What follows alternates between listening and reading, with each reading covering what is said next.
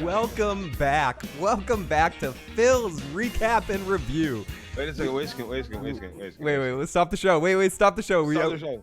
How did that poll work out last week? Oh, the poll about whether we should keep watching The Walking Dead. We didn't actually put the poll out yet, but I think it's, do we torture Joe with The Walking Dead or not? But we're back tonight with episode 7 of season 9 called Stradivarius, which by the name alone is way more interesting than the entire episode was. And this was the first episode directed by Michael Cudlitz, Abraham, and I wish this episode was supreme. I wish this episode was as exciting as any form of his dialogue in any episode. But welcome back, everybody, to this episode of The Walking Dead's Recap and Review. I'm not alone, as you saw. Joe Dirtylockz is here with me tonight, and this is an exciting evening on the Phil's Recap and Review. If you're listening to the podcast or watching this live, this is the last official podcast in this studio, and we've talked about a lot of great episodes over the time. Walking Dead episodes, Game of Thrones episodes. We talked about Hard Home in this episode. We talked about the episode where Carol killed all those freaking assholes. We talked about the Terminus stuff in this very room, Joe. We talked about a lot of great stuff. And tonight, for the final episode, we'll talk about this boring turd of an episode of The Walking Dead. I'm sorry. I know some people might be feeling these new characters, and they may pan out to do some good stuff. Some of them, I'm not. None of the new character shit doesn't upset me. It's not like they're doing it's not their fault. Job. Yeah, it's not those characters' fault, Joe. It's our main characters are all walking around like brooding little fucking everybody is, though. Even our new characters it's a little bit too much explaining to us things that are happening instead of showing us things that are happening. Yeah. I think that the Whisper thing might end up being cool. Opie is great, and I mean Opie from Sons of Anarchy. Ryan Hurst, who's going to be added on to the show as a member of the Whispers. So I'm excited to see next season Opie in. He's always a good actor. He was good on Bates Motel when he showed up too. He brings a lot of gravitas to a role. So I'm eager to see him in the role. But right now, we're at this midpoint where they're introducing all these new characters and this new storyline. Our old characters seem like dead weight that are holding the story back because we're in the Scrubs sequel series. We're in season 10 of Scrubs, where we have the new cast, the new crew, and all that, and we're learning about them. Some of them are interesting. Some of them are James Franco's brother. Some of them are really stupid. But who cares? One way or another, these are our new characters, and they're going to be our main characters. And the Daryl and Carol stuff, as much as I enjoy it, I'm not buying because they only took one goddamn episode, Joe. One goddamn episode to have this time jump happen. It makes it seem like it's just, I haven't seen you in a million years, even though I saw you last episode. And they're explaining to us this 6-year gap. And Chris Hardwick, and we often talk about The Talking Dead, started off his show today as I hear the beginning of his show. Oh, we found out more information in that 6-year gap. Great. I want to be told more of that information about the 6-year gap instead of seeing the gap. I like looking at gaps, Joe. I want to see what happens inside the gap. Put me inside the fucking gap. Like Rick goes away and everything falls. The communities aren't talking to each other anymore. Can we see some of that, for fuck's sake? How many times do we have to be told bullshit? Wait, Maggie and Michonne aren't talking right now? That was happening? Oh, we heard where Maggie went. She went off somewhere with some person to do something. That's how they did it. That's how they got rid of Maggie. She's off the show. Maggie left, took her kid. Take care of the fucking gap. But Joe, we may have a gap here, but we don't have a gap with the live motherfucking chat. Great to see the chat. We got Killmonger Chalk, Tim Gersh, Tom himself, Jason Voorhees. Joe could direct this episode better than Abraham could. Killmonger. We had some awesome people in the early show, too. We have Elle. We have Artari Dad. I saw K-Rich in there earlier. RDO Purchasing, who has been watching us since the Game of Thrones stuff and is eagerly excited as we've got some Game of Thrones news that Joe and I will talk about at the end of this podcast to finish off this podcast, right? But this episode, unlike last week's episode, you weren't here last week, Joe. Last week's episode, I had similar problems with the way that they're just doing way too much exposition. And even that sucked. But last week's episode, I could explain that it was needed. We really needed to set the stage for what these new scenes were to be, this new direction that the show was going. But in this episode, it was almost another episode of that. It was a long, drawn-out, K-Rich said it, a long, drawn-out epilogue for the final 2 episodes because they can't get into the storyline from next season yet. They can't force it because you need to end on a mid-season finale, which is next fucking week is the mid-season finale, which we're not going to be doing in the normal way. I'll be doing from my phone right after I watch the episode from my living room, like, hey, I just watched the episode. This is what I think of it. But next week's our mid-season finale. These couple of episodes had to happen because they had to figure it out. They couldn't have figured out a way to just stretch out Andrew Lincoln for 8 episodes instead of 5 and just made the last episode of this half a season Rick disappearing. That would have been dumb. That would have been even worse. Tell me why, Joe. Why would it be even fucking worse? Okay, I think that would have been even worse because everybody was... I don't know, either I lost Joe or we've lost signal completely. Expecting he's back. Sitting in your room and you're not allowed to open it. That like you can know what it is, but you can't have it to your birthday. Okay, fair. I mean, we probably be into the whole mess with the Negan bat situation again. But okay, Yeah, so, it's just...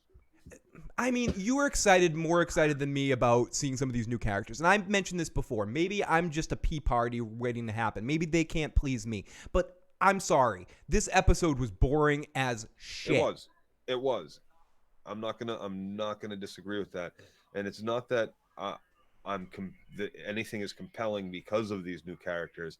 I kind of expected all the exposition talk instead of being shown through film. Like, they're gonna tell us everything that happened over the last 6 years, slowly, and very slowly. And they're going to introduce these characters and their personalities one at a time through little interactions. And I really expected it to be slow. And just, I don't understand still how there was a scene in the idiot fucking decisions that are constantly made by our characters throughout. And what I don't get and what I hate is the I don't know the castration, the destruction of any danger that the walkers face in any way, shape, or form. I've been railing about this for a while. And I guess we're past this. But there was a scene in this episode where Daryl and Henry's sneaking out in the woods looking around for Daryl, and he finds Daryl, and the walker shows up, and they're kind of paused there for a second, and he sees the walker, and it's like a scare that you get in the Disney haunted house where it's just like, there's a walker here. And then Daryl walks out and just kind of casually walks around while the walker just sits there and looks at them for a few seconds and doesn't come at them. I mean, maybe he was in a trap. Now that I'm thinking about it, maybe he was in a trap, so he was in no danger of moving at any point in time, and Daryl knew he was in a trap. Okay, I'm dumb then. But either way, it looked really silly and kind of haunted housey, and I found a little bit of this episode, and at times with our new crew, which I agree with you. I don't hate all the actors that are playing the new crew. I kind of generally like all of them, and when they went into their little sand snake moment where they each had a little power and an ability, and they each had a toy, and like, I'm on bow staff, I'm on slingshot, I'm on knives. Slingshot's a great cool. No, weapon, but is it gonna really do enough damage? That's what I was thinking. Does it do enough damage? And brain. Are you using adamantium or something to go through that? But whatever. I can accept all that. Soft tissue, sure. All of that though is the cheese level of The Walking Dead that I happily accept if you give me a lot of that. But what I don't like that these episodes continue to do, it's the way that they're phrasing them, the way that they're putting them together, where almost every episode this season in the new Kang era of The Walking Dead goes the same way. We have this really weird intro that kind of, which I love the intro of this episode, this Rosita intro that we got the quick, it was probably my favorite shaky cam in a while, where it was so shaky, where they just made me feel uncomfortable. It was 2 seconds and then it was done. And Katie and I looked at each other and I was like, what is this? The Ring? Blair Witch? What is that? It was kind of Blair Witchy. The walkers look like they're crawling out of the TV like The Ring. I love Phil and Joe shitting on the show, says Killmonger. Let's go with Atari Dad. Steel ball bearings do a shit ton of damage to a human body. Okay, so if you're shooting steel ball bearings out of the slingshots and stuff like that, that could do a lot of damage. So I accept all that. I guess I don't mean to shit on that scene. You run out of steel ball bearings pretty fucking quick. Who's making you steel ball bearings? Did you find out, like, do you have a backpack filled with just they found a ball bearing like even bullets run out fucking quick. Joe, they found a ball bearings warehouse in the right? Like at some point they're not using ball bearings anymore. They're using rocks, maybe screws or little pieces of metal or whatever they can pick up and fit in the sling. But whether or not it's going to have enough power to break through skull is crack skull, sure. Chalkboy wants to add that the walkers have thin. Fuck you up, me up for sure. The walkers have thin skulls because of the tooth decay or because of the decay. And Rosita is hot. Piece of camp counselor Bates says Jason Voorhees. Yeah, they are a bit harder to recover. Skulls don't really get like thinner. Gooey? Do they get gooey? Bone stays pretty hard. Gooey. Tom says people hate on the show only makes me want to like it more. I guess what I want to say though is that all that being said, I actually kind of enjoyed that scene. It was cheesy, it was kitschy. The worst part about it was Michonne and Sadiq just sitting there watching them like they're watching again, like April O'Neil watching the Ninja Turtles for a second. Like, here they go to action. I found it comic booky, I found it cartoony, and I found it all right. If The Walking Dead wants to give me that kind of cheese and be consistent with it, I'm fine with that being The Walking Dead. That's what felt like a spinoff to me. I'm like, okay, I'd watch this show. This is kind of entertaining. It's fun. Watch this crew that has a little life to it. And then we see all of our old characters that are just sitting there like... Yep, brooding. Whoa. Like, Carol and the King are the most upbeat of them all. Maybe yeah, Carol's upbeat. I still love Carol. I generally... You loved her last week. You wrote me a text. We didn't do it. What did Joe think? Tell the people what you like. Carol has her moments. I like it when Carol has her moments, like the Terminus moment. Like this was good, but like it's not about her moment. It's about the producers fucking up what could be really great. Because I know I look at things far too much with far too critical of an eye. Just why can't I enjoy it? Why can't I enjoy it? Because how much gasoline are you fucking pouring on these people? Do you know what gasoline fucking smells like? Like, how many of them aren't smelling any of the gas? They're just sleeping through it. Her walking around, pouring gasoline all over everybody. Like, it's just weird that they want you to suspend so much disbelief in the things that you like. Yeah, okay, we're already suspending disbelief. Zombies are walking around. I get it, right? I'm watching a zombie show. But like cars still don't fucking fly.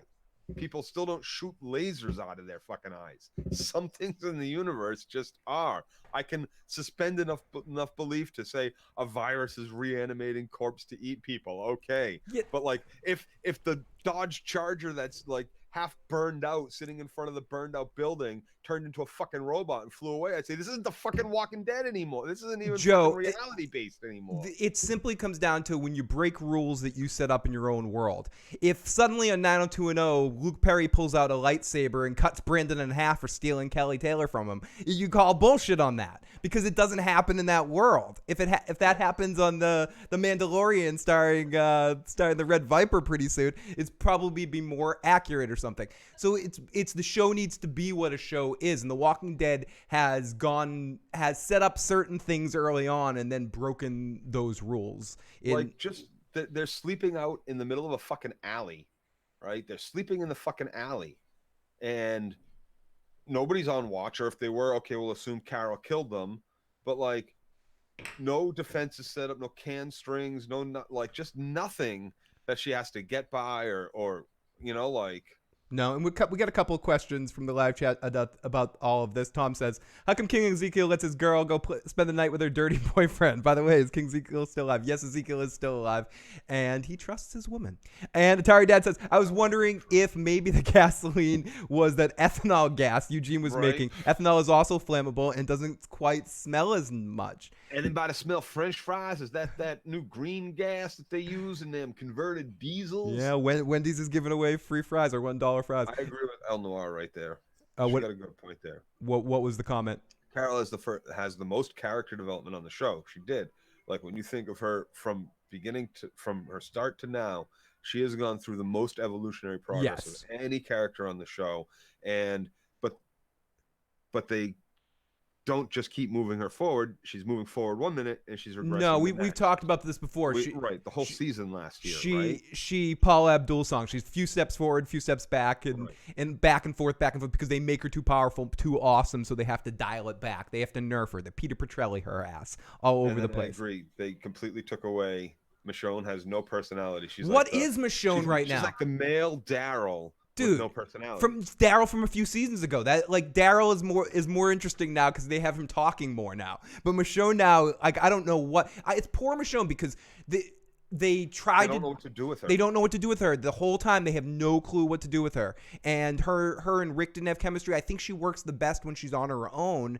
But they took this woman, right? They introduced her to be a super fucking badass, and in the book she's not just a badass, she is a badass. There's more to her in the book. Yeah, it's an overused term, but let's just call her a badass. So in this she they took this character, they were like, we're gonna introduce this badass character. She's got zombie pets chained up, she's got a fucking samurai sword, this cloak, and then they completely were like, all right, now well, I guess we're going to have her wander into prison. So they lock her up, and they completely, from that point on, she's nerfed. She has a shining. We get to see, okay, yeah, she is a badass. Look at the way she took care of the fucking governor. Stabbed him right in the fucking eye, right? Awesome.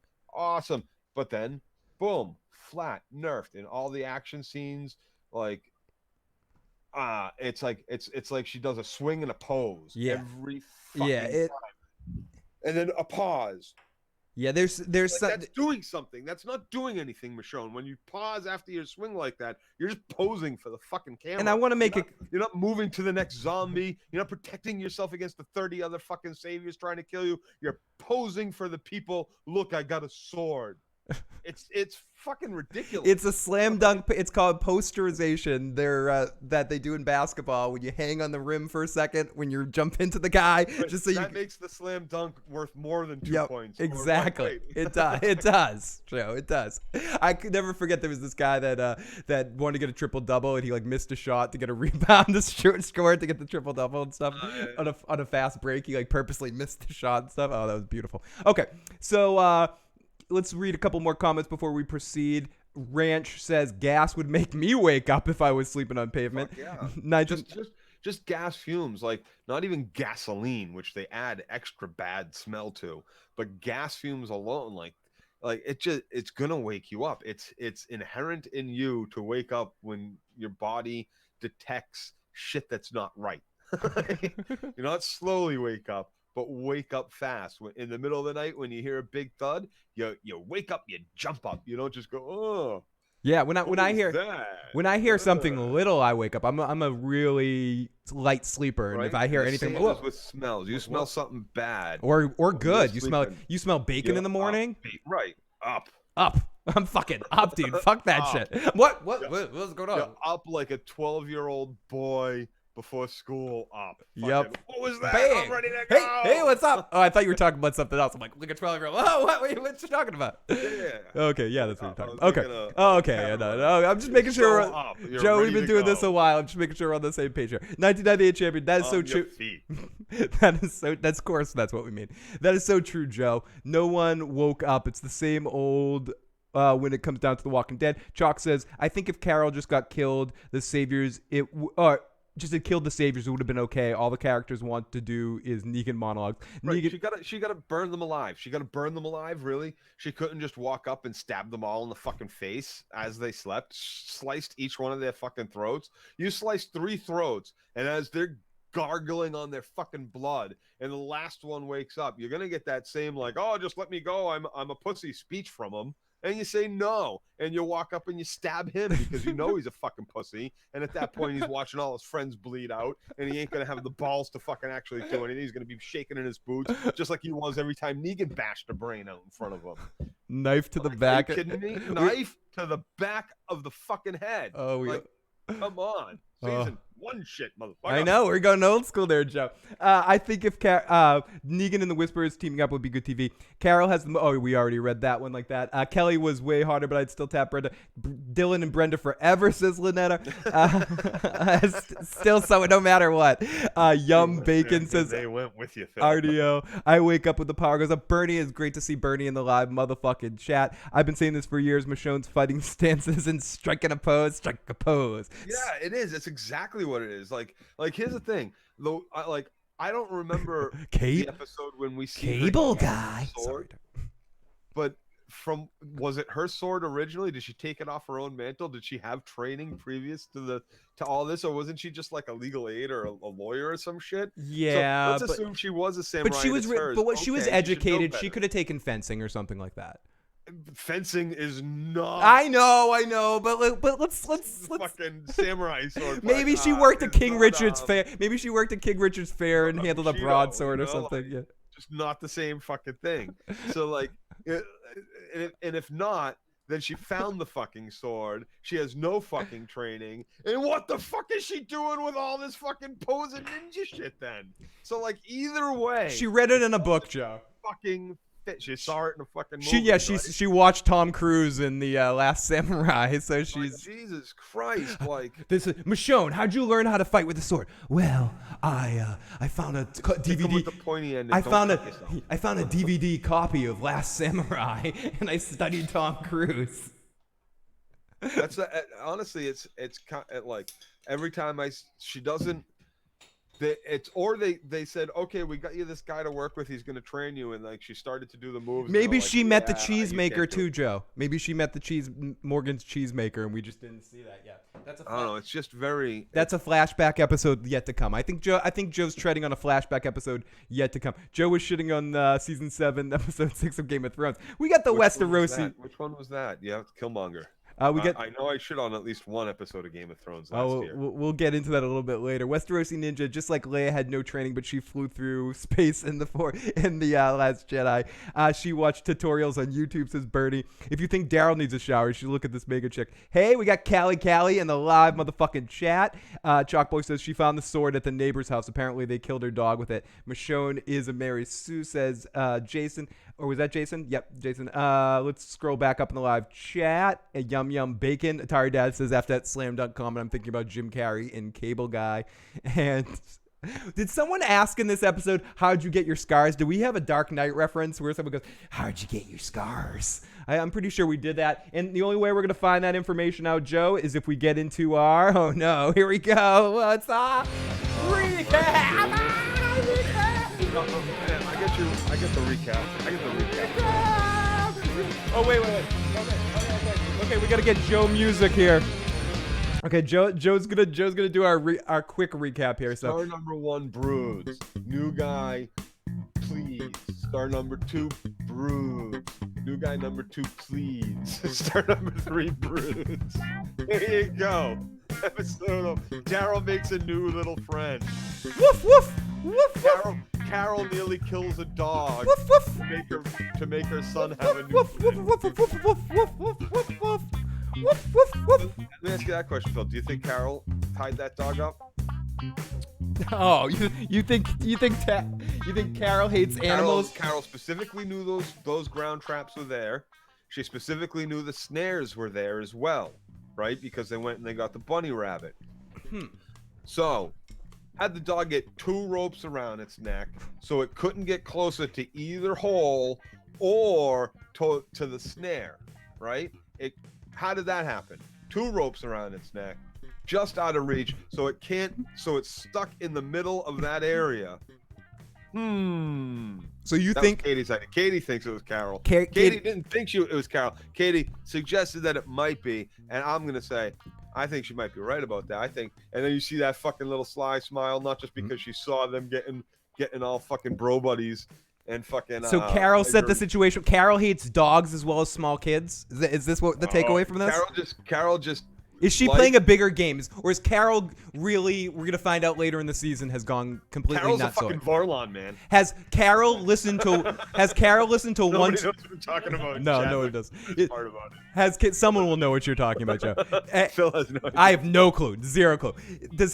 Is Carol hearing voices here? Is Carol really secretly lost her marbles? And we're gonna find out down Carol, here's the thing.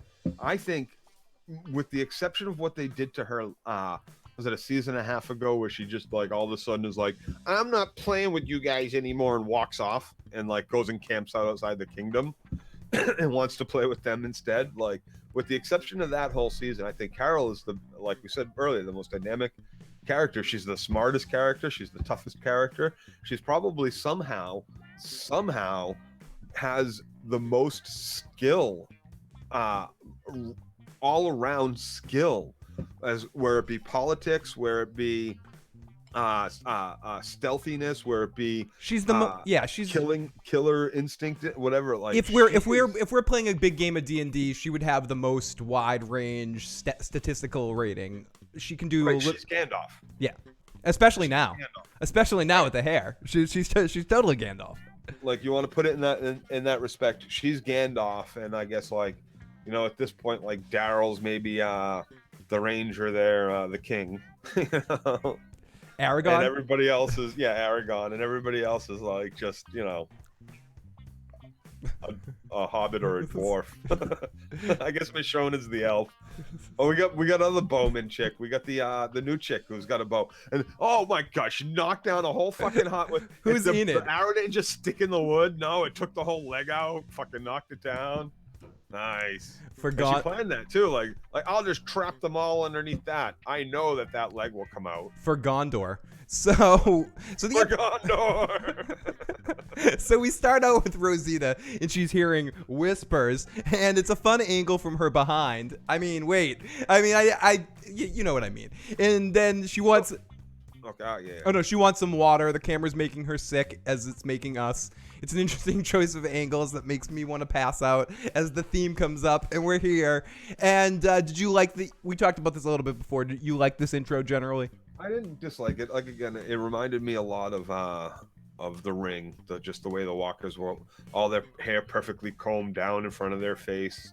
Like, it just reminded me of that. And Katie too. Like, it was good. It wasn't bad. I don't like that. I just left Eugene back at a bar. Yeah. Why wouldn't you stay with him? Like, if it was safe for him to stay there, or are you trying to draw them away? What was going on? Why is she so tired? Why is she all beat up? How did she get like all these marks? Is she tripping all over the fucking place without lugging Eugene around? She should be able to walk pretty fucking quickly away from the walkers. She has no idea where she is. Okay, she's off the map a little bit, but you head fucking south and you're gonna know where you are. You have a big fucking range. You've been living in this area now for 6 fucking years, hunting, fucking traveling from community to community, scavenging. Like, there's no reason why, with just like, you know, a 2-hour run south or whatever, like around the corner, like, everybody should be fit. Why is Eugene still fat? I love how Daryl's it's a better question. Why does Daryl still look plumpy when he hasn't been eating and he's been feeding the dog? And he hasn't brushed his hair in fucking how long? He needs a haircut all of a sudden. He's been alone in the woods for 6 years. His hair hasn't grown any. It hasn't. It grew a little bit. It grew. Fucking brushed it. It's a bad wig. It's a bad wig off, as someone said in the live chat. It's a fucking bad wig. So do you generally like, as we get in this opening scene, have you enjoyed what little we've got of the Whispers so far and how they've been depicted within the wind of hearing their voices, at least at the end of the episode into the beginning of this episode? I think okay, it's very TV tropey, right? They've now teased the same exact fucking thing. Oh, they're gonna tease it all the way tomorrow too. Next week. Next week's gonna be a big fucking tease fest as well. Like, right from 3 weeks. Over the next 3 episodes, Rick Grimes is or when Rick Grimes dies, like the next 3 episode preview, when we got like that first little whisper, like, we've seen that scene God knows how many fucking times. Yeah, it was in the trailer too for the season, the one where they cover themselves in mud. That's been our big takeaway, and we see the beginning part of this episode, where we're just kind of retreading that as well. Exactly, and that makes it that takes everything away from me, and then to revisit it at the very end of the episode, like you did last episode or the episode before, last episode, it's like, again, Like, you just used that. You just used that device in the very last episode. You had him fucking fall in the mud, and you're like, and then you use it again in the very next episode. Do you know who whispered better? Jason Voorhees, who says in the live of the fucking chat, who I missed Jason's comment. He said that was really bad camera work. And here's the thing. How many F-bombs can Joe say in this rant? And I read that AMC and Gimple and Kirkman and Kang are thinking about recasting Rick Grimes for the movie. Holy shit. Oh, hey, Trevor. How do you recast Rick Grimes? Hugh Jackman? No, you don't do it. Hey, Trev, it took Darabont 6 months to write and shoot the whole first season on The Walking Dead and AMC's. Each episode takes 1 week to shoot, so why would it take Kirkman and Kang and that dude's an Gimple artist. That dude's an artist. So long to do a movie. That dude is he is to horror what like Da Vinci is, right? To like just painting. Kirkman? Like, the guy Frank Darabont. Oh, Frank Darabont, yeah. Like Kirkman. this guy he had more than just he wanted to do the comics. He wanted to do those books. That was his vision. He read those books and he was like, this is the story I want to tell on screen. And he kind of his hand was forced to change a lot of aspects of the show. But what he made, and even if you watch the quality of the film work, of the shoot, of how it's put together, you definitely see a big difference in the production, in the value of the product coming to us at the end of it all. Shawshank, the dude. Is the same, like the directing, mostly the same, the writing, very different. The production, very different. Yeah, all you gotta do is say Shawshank, dude. Shawshank, dude. Yeah, dude, he's on a different level than what AMC has hired to fulfill the rest of this show. Those first season and 2 seasons, this guy, or season, I don't know. This guy was making something. Season. He was making film for television. Yeah, and we were lucky. Film. We were lucky to get in. It's too bad we didn't get more of it. So we come back in. Carol and Henry they're saying, "Be careful, there's traps everywhere." They look around, they see Daryl's camp, and it's shit. She asks if he fixed the boat, and there's silence. He has a dog, good dog. Oh, feed the dog. So we go to Magna and her whole group and Michonne and. God, why didn't they stay in Alexandria? This is where we get a little conversation with Sadiq and Michonne, where Michonne explains why she didn't let them stay in Alexandria, and it's just all vague bullshit to me, and it was just hard for me to be really invested in this. But do you know what makes it difficult? Because again, it's not about these new characters, not about not liking them. It's the forced bullshit. Get this stuff done in 1 episode. We all know that whatever thing is going to make all of these guys be general friends and they're going to be connected with our group now, all of this is just useless foreplay bullshit. Like the first couple of episodes of Voyager, that they're just like, how are we going to get along on this ship? And then the next episode, Chakotay and Janeway are sipping tea. I mean, there's gonna point in time Magna and fucking Michonne are gonna be friends, or Michonne's gonna die, and it's just all much to do about nothing. It's just wasting time because they can't start the storyline because they're forced to do these certain episodes and they have to do a mid-season finale, and it sucks. And I feel the same way about this other small storyline going on about the hilltop in Alexandria. Michonne and Alexandria aren't getting along since the Rick over the last 6 years. Something happened, there was a fallout, and then Maggie just left, and so nobody from fucking Alexandria was like, oh well, the bitch who didn't like them in the fucking first place that cut them off, those 2 girls, they're not women, they're not fighting anymore. Like, Maggie just grabbed her kid and was like, Jesus, run shit, I'll be back, I don't know, and left. Okay, send someone to Alexandria and let's get this show on the fucking road. Let's fulfill the fucking Rick dream. In this fucking show, Maggie's been on the show since what, season 2, and they can't give her a farewell other than a sideline about how she's gone to some. She'll be back. She'll be back next episode, I think. No, she's not coming back. She's done. No. She's done with the series. She's done with the series. She is done. But that wasn't her last episode. That's going to be her last episode. I don't think we're going to see her. So the Rick episode was her last episode too. Yes. That is exactly what I'm saying. No. She may come 2 seasons down the road. Okay, here we go. This is the situation. I don't think she comes back until maybe a few seasons down the road if Rick comes back or she shows up in a movie at all. Mid-season finale, she dies. We do not see Maggie for at least a season, Joe. Maggie's gone. No, I think they brushed Maggie under the. They fucking did Maggie dirty. She was a fucking main character, one of my favorite characters when they got her right. They basically just yada-yada'd Maggie. They yada-fucking-yada'd Maggie. No, they did. They had to tell too many other small things. They had to give Negan 25 minutes of fucking monologue time, which took away anything they could have done more with some of our other characters. Do you know what they did? They forced Negan on everybody. They nerfed Daryl. They nerfed fucking Eric. Is that his name? The guy that lost his arm? No, Aaron. Eric was his boyfriend. Aaron, right. They nerfed fucking Maggie. They nerfed them all. They had to give him far less screen time because of this fucking bullshit between Negan and Rick. They made that whole season about them talking shit to each other. It was fucking awful. It really was.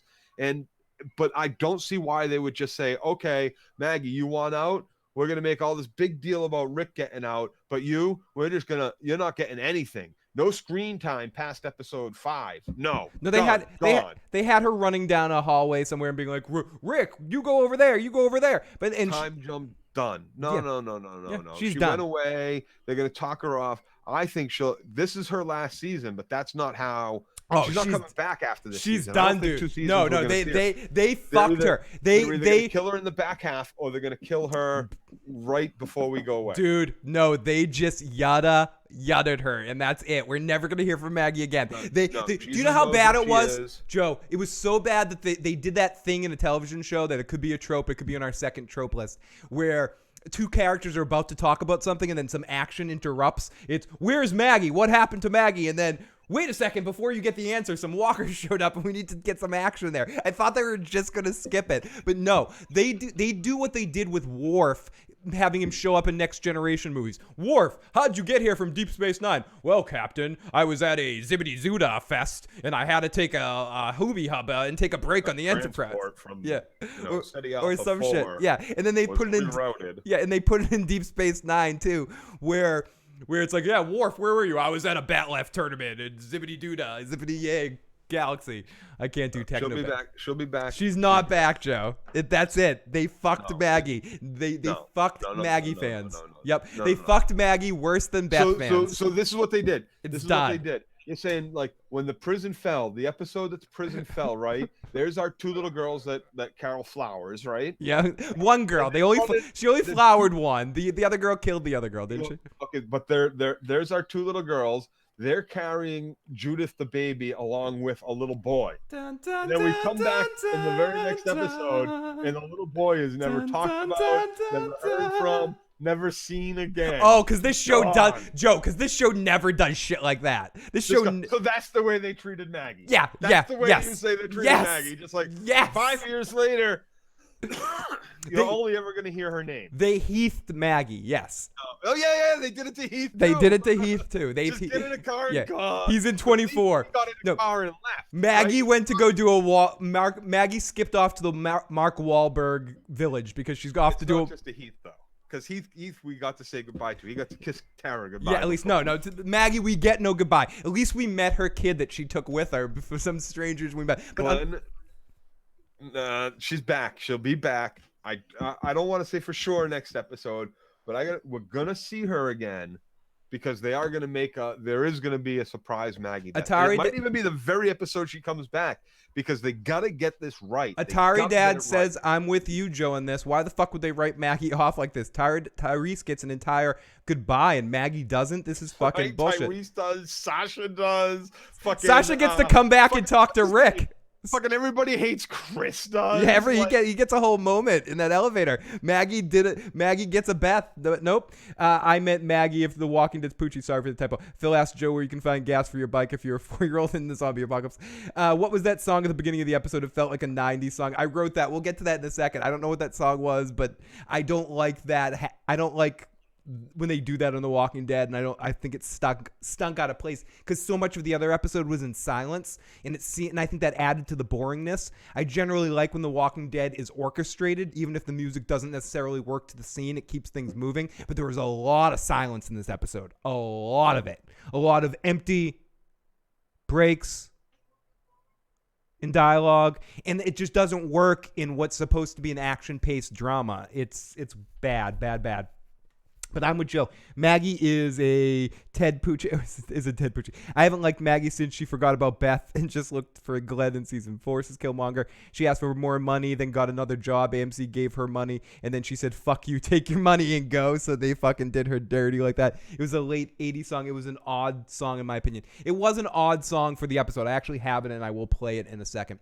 So we cut to the Magna and her group of Michonne, and they're all talking and blah, blah, blah, blah, blah, blah. We go over to this moment where Sadiq's like, well, you like them. Well, she wanted more money, and they gave it to her, but they didn't give her what she wanted. Listen, this is an ensemble cast.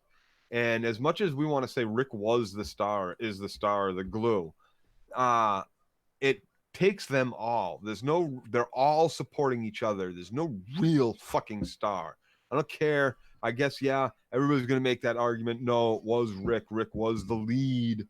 And I really don't see that as the case. I see it as they all almost had equal screen time until Negan showed up. And then they split it between Rick and Negan. But here's the thing. Those cast members, all of them, if you are in that main troupe, now it's a little different. Now there's a much bigger cast. You can't pay them all the same. They're not going to all get equal screen time. They're not all the stars of the show. There's a lot of secondary characters now. But when we were down to our season 3, season 4, season like 5, our core 6 or 7, whatever group that was. Right. They all should have been making the same amount of fucking money because they all had their own fan base. They all have equal responsibility to keep that show compelling. And there's no reason why Lauren Cohen should have been making anything less than, maybe you do want to have a star and star payment, but that salary range has to be within 1% or 2% in order for it to ever be considered like partially right. Like it doesn't make sense to do that in a show like that. It's like you have friends. All 6 of them are the same. You pay all 6 of them the same. You don't say, oh, well, Chandler's hitting big. Chandler had the name before we all got here. Nobody knew who you were. Chandler's on Teen Scream magazine. So Chandler's going to get a 1.5 million per episode, and you're all going to get 750,000 per episode. No. So all 6 of them make that show. You give all 6 of them the fucking same. So let's catch up in the live chat for a little bit here. So they're going to have just 2 communities. It was April Skies by Jesus and Mary Jane, released in 1987, so it's believable for it to be on vinyl. The show, Johnny Rico says, and thank you, Atari Dad. Johnny Rico says the show has no more heart anymore. It's an empty shell now. Just feeds everyone to the zombies and end this nonsense now. We got J.C. Riley. Can't stay too long. Just wanted to comment, and shit on the whispers. The fact that Maggie just quote unquote left. They barely gave. Got here at just the right time. That's what we're talking about. Exactly. Callie says they barely gave Andrew Lincoln more money. Him and Norman just got new contracts in 2016. AMC cheats the actors. They do cheat their actors, and you can see it. Like Chandler wanted a little more. If I'm going to go forward with this, I want to be able to take a break. I want to be able to go to school in my off time. No, you're fired. We're gonna kill you. Atari Dad says, fun fact: if you Google the word vinyl, the first thing you get is Amazon advertisement for some disco record with topless chick on it. Phil, do you think Morgan might come back since he has been 6 years? I think that ultimately the drink. I think in Walking David is in the live motherfucking chat. Great to see the Walking David. David must have been freaking out. Too much tire in this episode. I think they're going to combine the shows. I think once they get rid of a lot of the main characters and they isolate this down to groups, they're going, and the Walking Dead's ratings continue to plummet, which they will on both shows. I think they're going to consolidate the shows into one show, and then, or even maybe cancel both shows and then just do the one-off movies and just keep it going for as long as you can. You're going to see The Walking Dead. Joe and I, one of us will die before The Walking Dead is done. So Katie and I were talking about, Daryl has a dog now. Woof. Right? Why aren't these communities, right? Every fucking stray dog that managed to escape walkers would be surrounding these communities for any kind of scraps left over, that, or to route through the compost, to like for anything, just anything. And then cats would have taken over the fucking world by now. They would be everywhere. Like every shot would have a cat curled up in the fucking corner, for Christ's sakes. And that being said, why Why aren't there more children? Like, have they found condoms that are still good in their packages? Is everybody wearing a condom? People fuck a lot. People don't stop fucking. You want to talk about that Neanderthal story? They didn't just walk the fuck away. No, I was gonna say when we get there, they just walk away. They fucked. They fucked. Yeah. If we you do DNA, we all have Neanderthal in us, or a lot of us do. We fucked them into our existence. Like that's what happened. They didn't walk And it's away. not They just didn't the get bored off Neanderthals the either. planet. There were like 2 or 3 other ones. One begins with a D, and so there were like a couple of groups that we just all fucked.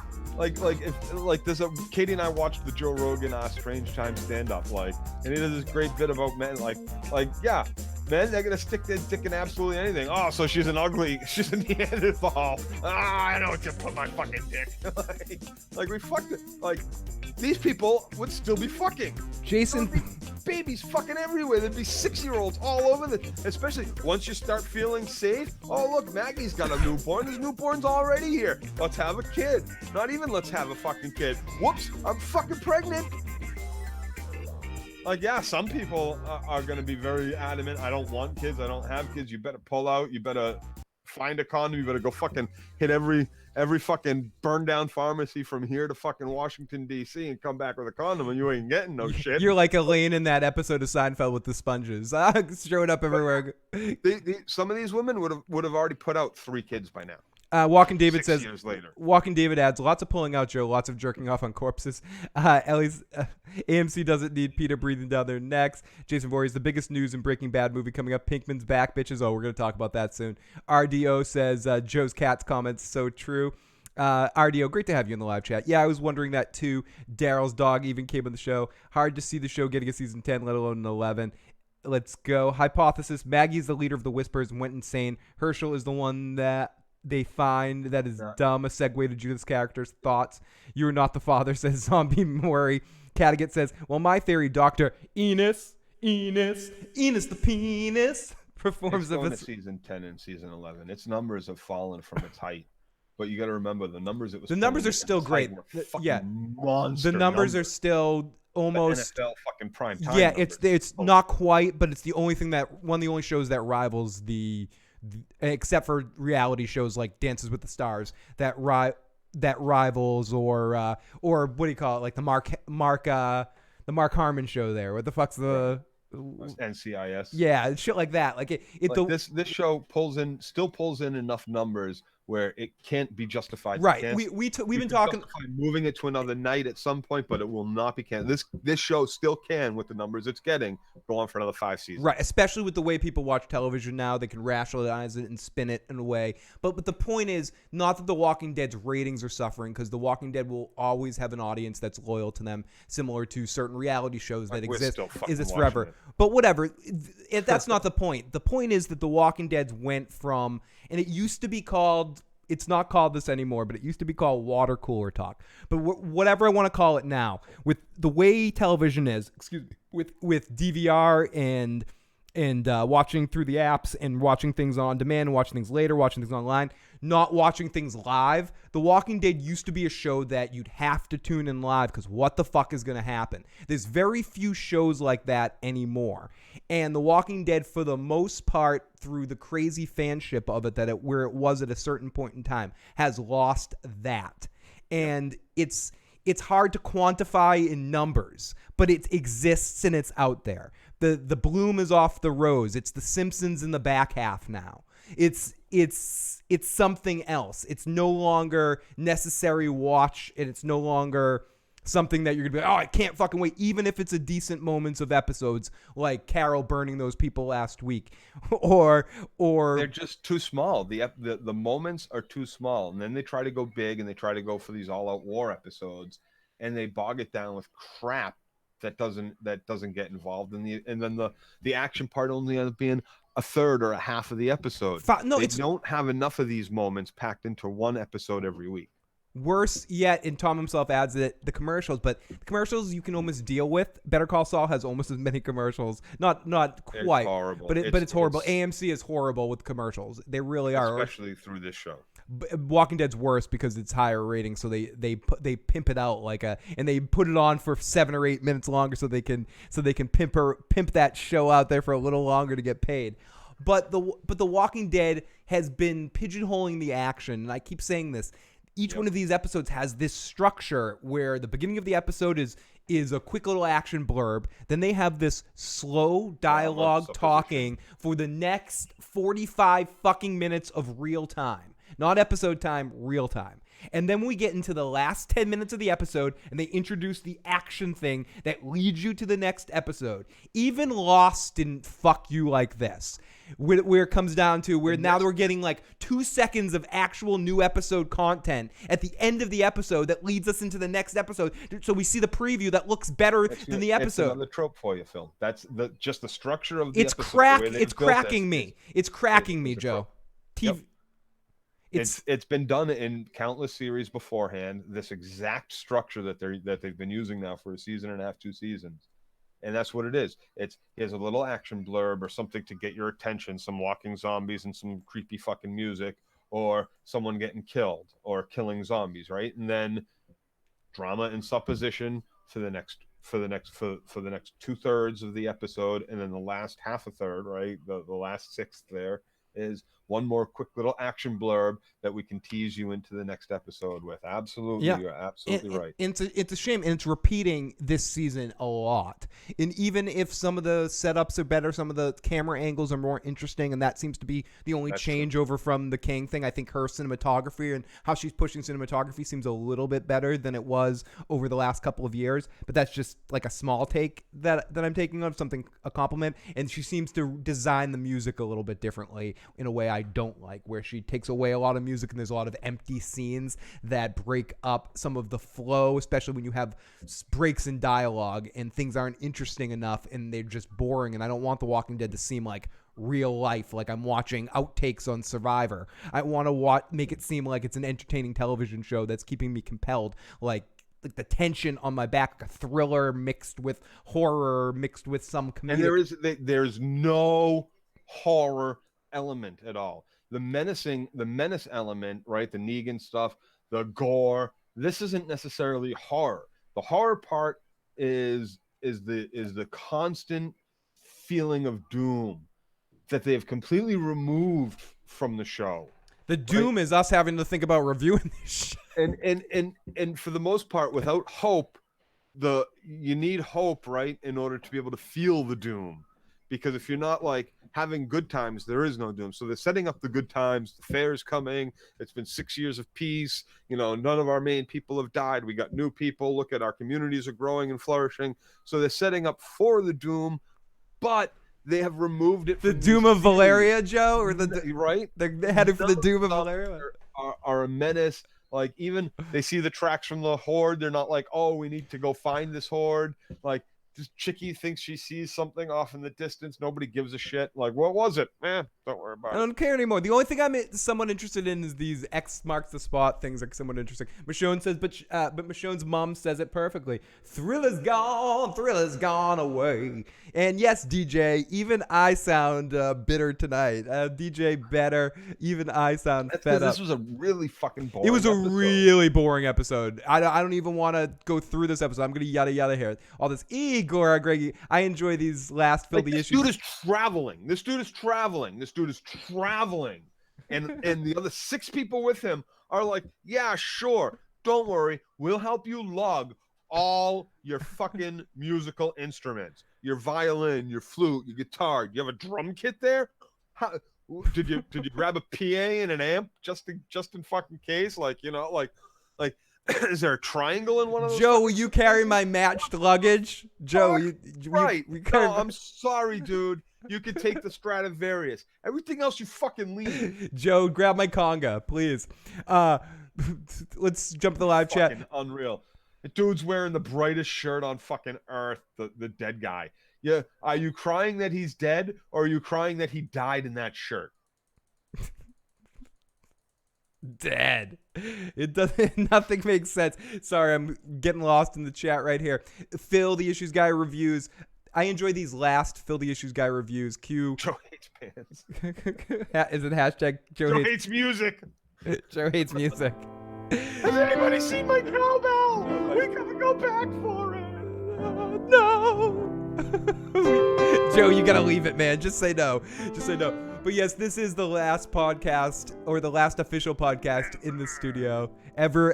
Yeah, the Issues Guy show is ending. This is the last podcast ever. We're closing down shop here. But no, this is the last podcast in the Red Room. There will be another episode next week, or I will be talking about Vikings from my phone. We'll try to figure out a way to get Joe in. Maybe Joe can come over and watch it or something. We'll figure that out. Or we'll talk about it in the second episode. And then starting on the week of December 1st or something, Joe and I are going to start doing some Game of Thrones shit. But we're going to talk about Game of Thrones here at the end as well. So let's go. Season 10 features an episode where Daryl wargs his dog. It's completely through the dog's eyes. I can see that, David. Oh, I forgot to mention, if anyone wants to leave a voicemail right now, 781-990-8509. We have a voicemail and maybe call-in line open. But definitely, if you want to, we got that open as we're we're very early on in this recap, but I feel like we've talked about so much of this episode. I just want to yada yada all this. So we get an 80s song. Where is this 80s song? We get more speeches here. Let me play a little audio here. Sorry, I think it was so fresh. It's like she came around on the end. What'd you say? Sorry. Oh, okay. Let's Hi, continue. family. And then we get this song, which sounds like you're watching a. Why are you playing it again? It sounds. I didn't want to hear it the first time. It sounds like you're. I'm glad it's not the 80s anymore, so it's not on the radio. Dude, Fuck. isn't it? It doesn't you feel like you should see Molly Ringwald here? She gave us some good music, dude. There's some good music in this collection. Is that? It's really good. You sound like Peter Griffin there a little bit. So let's go. New studio, new space on the wheel. People can call me on the air. Yeah, we get the Jason Voorhees. We're gonna add Jason Voorhees to the magic wheel, so you can call Jason Voorhees live on the air. That'd be great. Kelly says, I still can't believe Gregory gets killed for an attempted crime, but Negan's chilling in a cell for brutally murdering people. April, baby. Yep, April. Game of Thrones. If he was bashing his brain in after 1 year, and he's still in that cell, Judith is talking to him, like sitting outside. He can just have conversation with people. Like, yeah, he's living the life, dude. Come on, dude. That dude, why?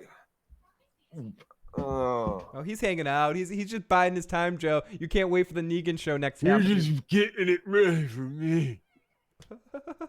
So let me speed through this fucking shit because I don't know, Shit. because it's shit. There's not much to talk about here. I honestly don't want to recap this shit too much, but I have to. Because here we go. Then we get an 80s song that sounded as we get to Hilltop, we see Dr. Enos the Penis JSSing all over the place. Oh yeah, Enos the Penis. Enos the Penis. Woo, woo, I'm gonna cut your leg off. Enos is at the Hilltop, and Sadiq is at Alexandria, right? Yep. I'd much rather be at. Do they have lessons? Does he still giving her lessons? I hope. Is he still teaching her doctoring? I hope. Or No, is I know. Good for her. Some I blood hope. pressure I and hope he fucking didn't just. I don't know. No. It's been 6 years. She's great now. 6 years. We've yada yada. You think they went to a library? Got some. Yup. Some She learned it. Some textbooks, maybe. Yep, she learned it. For her to read. The Walking Dead has officially become a video game, like in Red Dead or something. When you pick up like a note at a shop, you're like, I'm gonna learn this skill, and you just read it, and you. Doctoring level 1. Exactly. Learn. She's learned. She's raised to doctoring level 3. She's now JD in season 3 of Scrubs. She's now got love between. She's JDS and just doctoring. She's somehow. She's JDSing, Joe. That's perfect. She's absolutely JDS. Doctoring somehow. Just doctoring somehow. That's exactly what she's doing. We need to make a t-shirt. The t-shirt's available soon. Someone mark this off. Send me everything. JDS. Just doctoring somehow. I have to write that down, Joe. So let's do a little bit more audio while I write that down.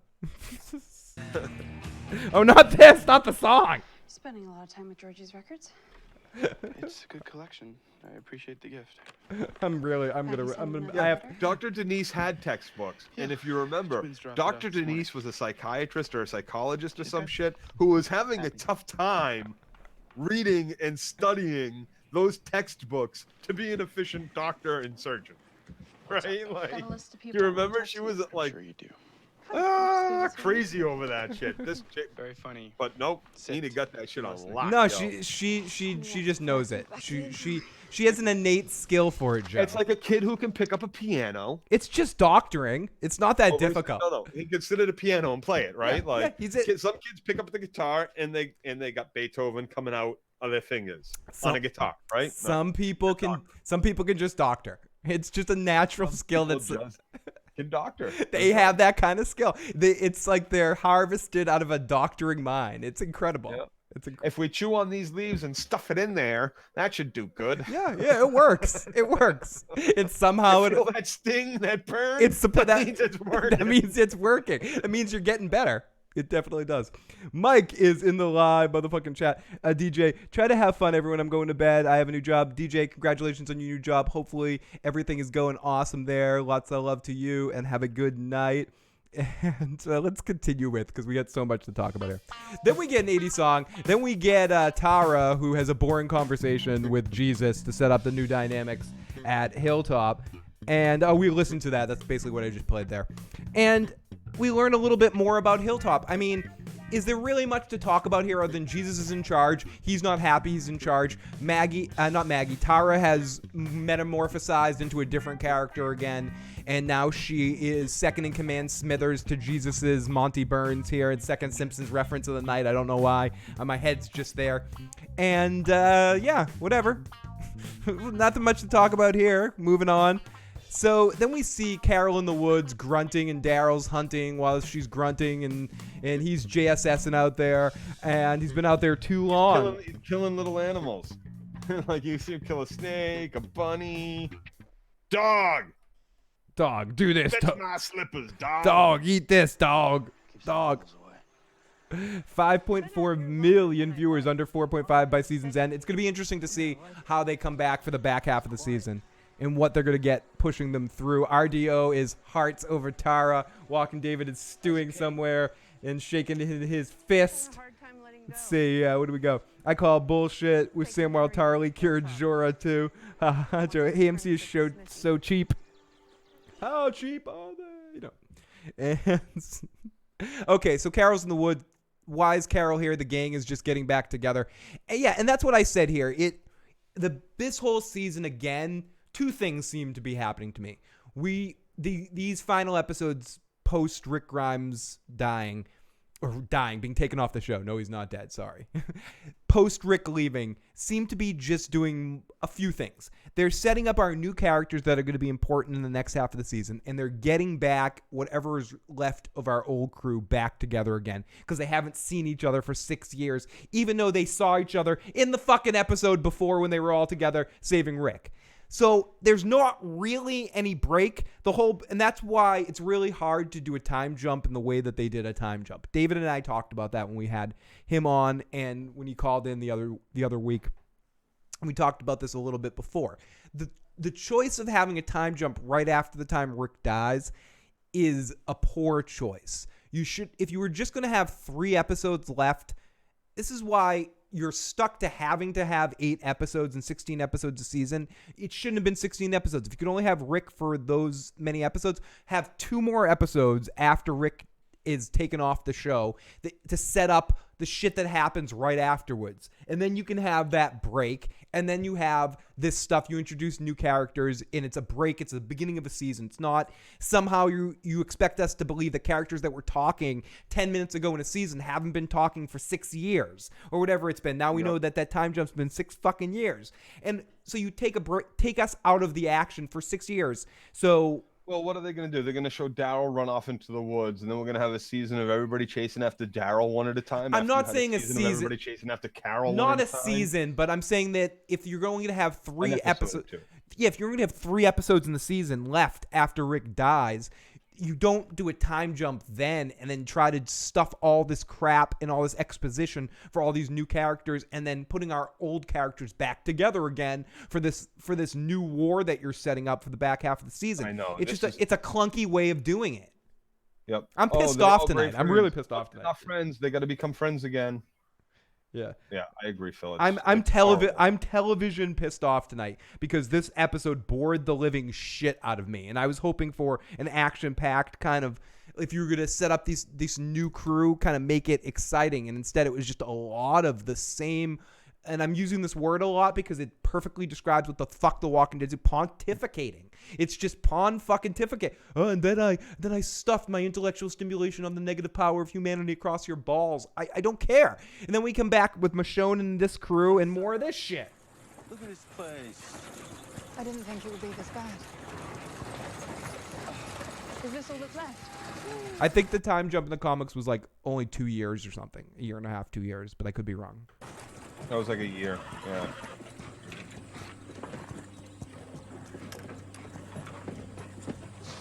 It was much smaller. Yeah, I don't even want to listen to any of this. So we get more talk and more foreplay for some action that's coming up in this episode that's yet to happen, but we eventually do get it at some point. Why do they park the horses so far away from where they're sleeping? Like, yeah, horses are going to make noise at night and draw walkers. So maybe they shouldn't be on the other side of town square with all this shit in the way for us to get to them to save the horses that are going to take us where we need to go. But I don't get why you're sleeping in a barn like 50 yards away from them. And Lynette, I agree with that point. I don't want to say it because I don't want to trigger Joe for some CW bullshit, but I agree. Arrow's been a lot better this season. Phil. We got an announcement. Wait. I gotta get some music for this, Joe. Here we go, Joe. Let me go. Hold on. Katie. Come here. This is. I'm gonna get this ready for you, Phil. Joe's taking shots. So You got one? I have beer. I'm drinking. I'll drink up some beer. Katie. You don't want me taking shots. While you set that up, let me zip through. It's ready. We're ready here. What did I have us watch this morning before we took a nap? A TV show? Arrow. Oh, Joe watched Arrow. Joe, what'd you think of? We'll cut this walk. We got, I think, 3 episodes in. Did you not hate it? I did not hate it. I did not hate those 3 episodes. It is CW. So you're parallels to other comic book and Batman, figures, Batman, Robin Hood, whatever, all sorts. But it wasn't horrible. It's not horrible so far. It gets horrible. It gets horrible, of course. Oh, it does. But the first season's pretty good. Okay. Enough of that. Let's go. Tom himself. So let's continue. We come back into Michonne and Magna's crew. Then Magna and the other girl have a talk about death. What'd I say here? Play. Damn you. I mean, hear this. You literally hear crickets.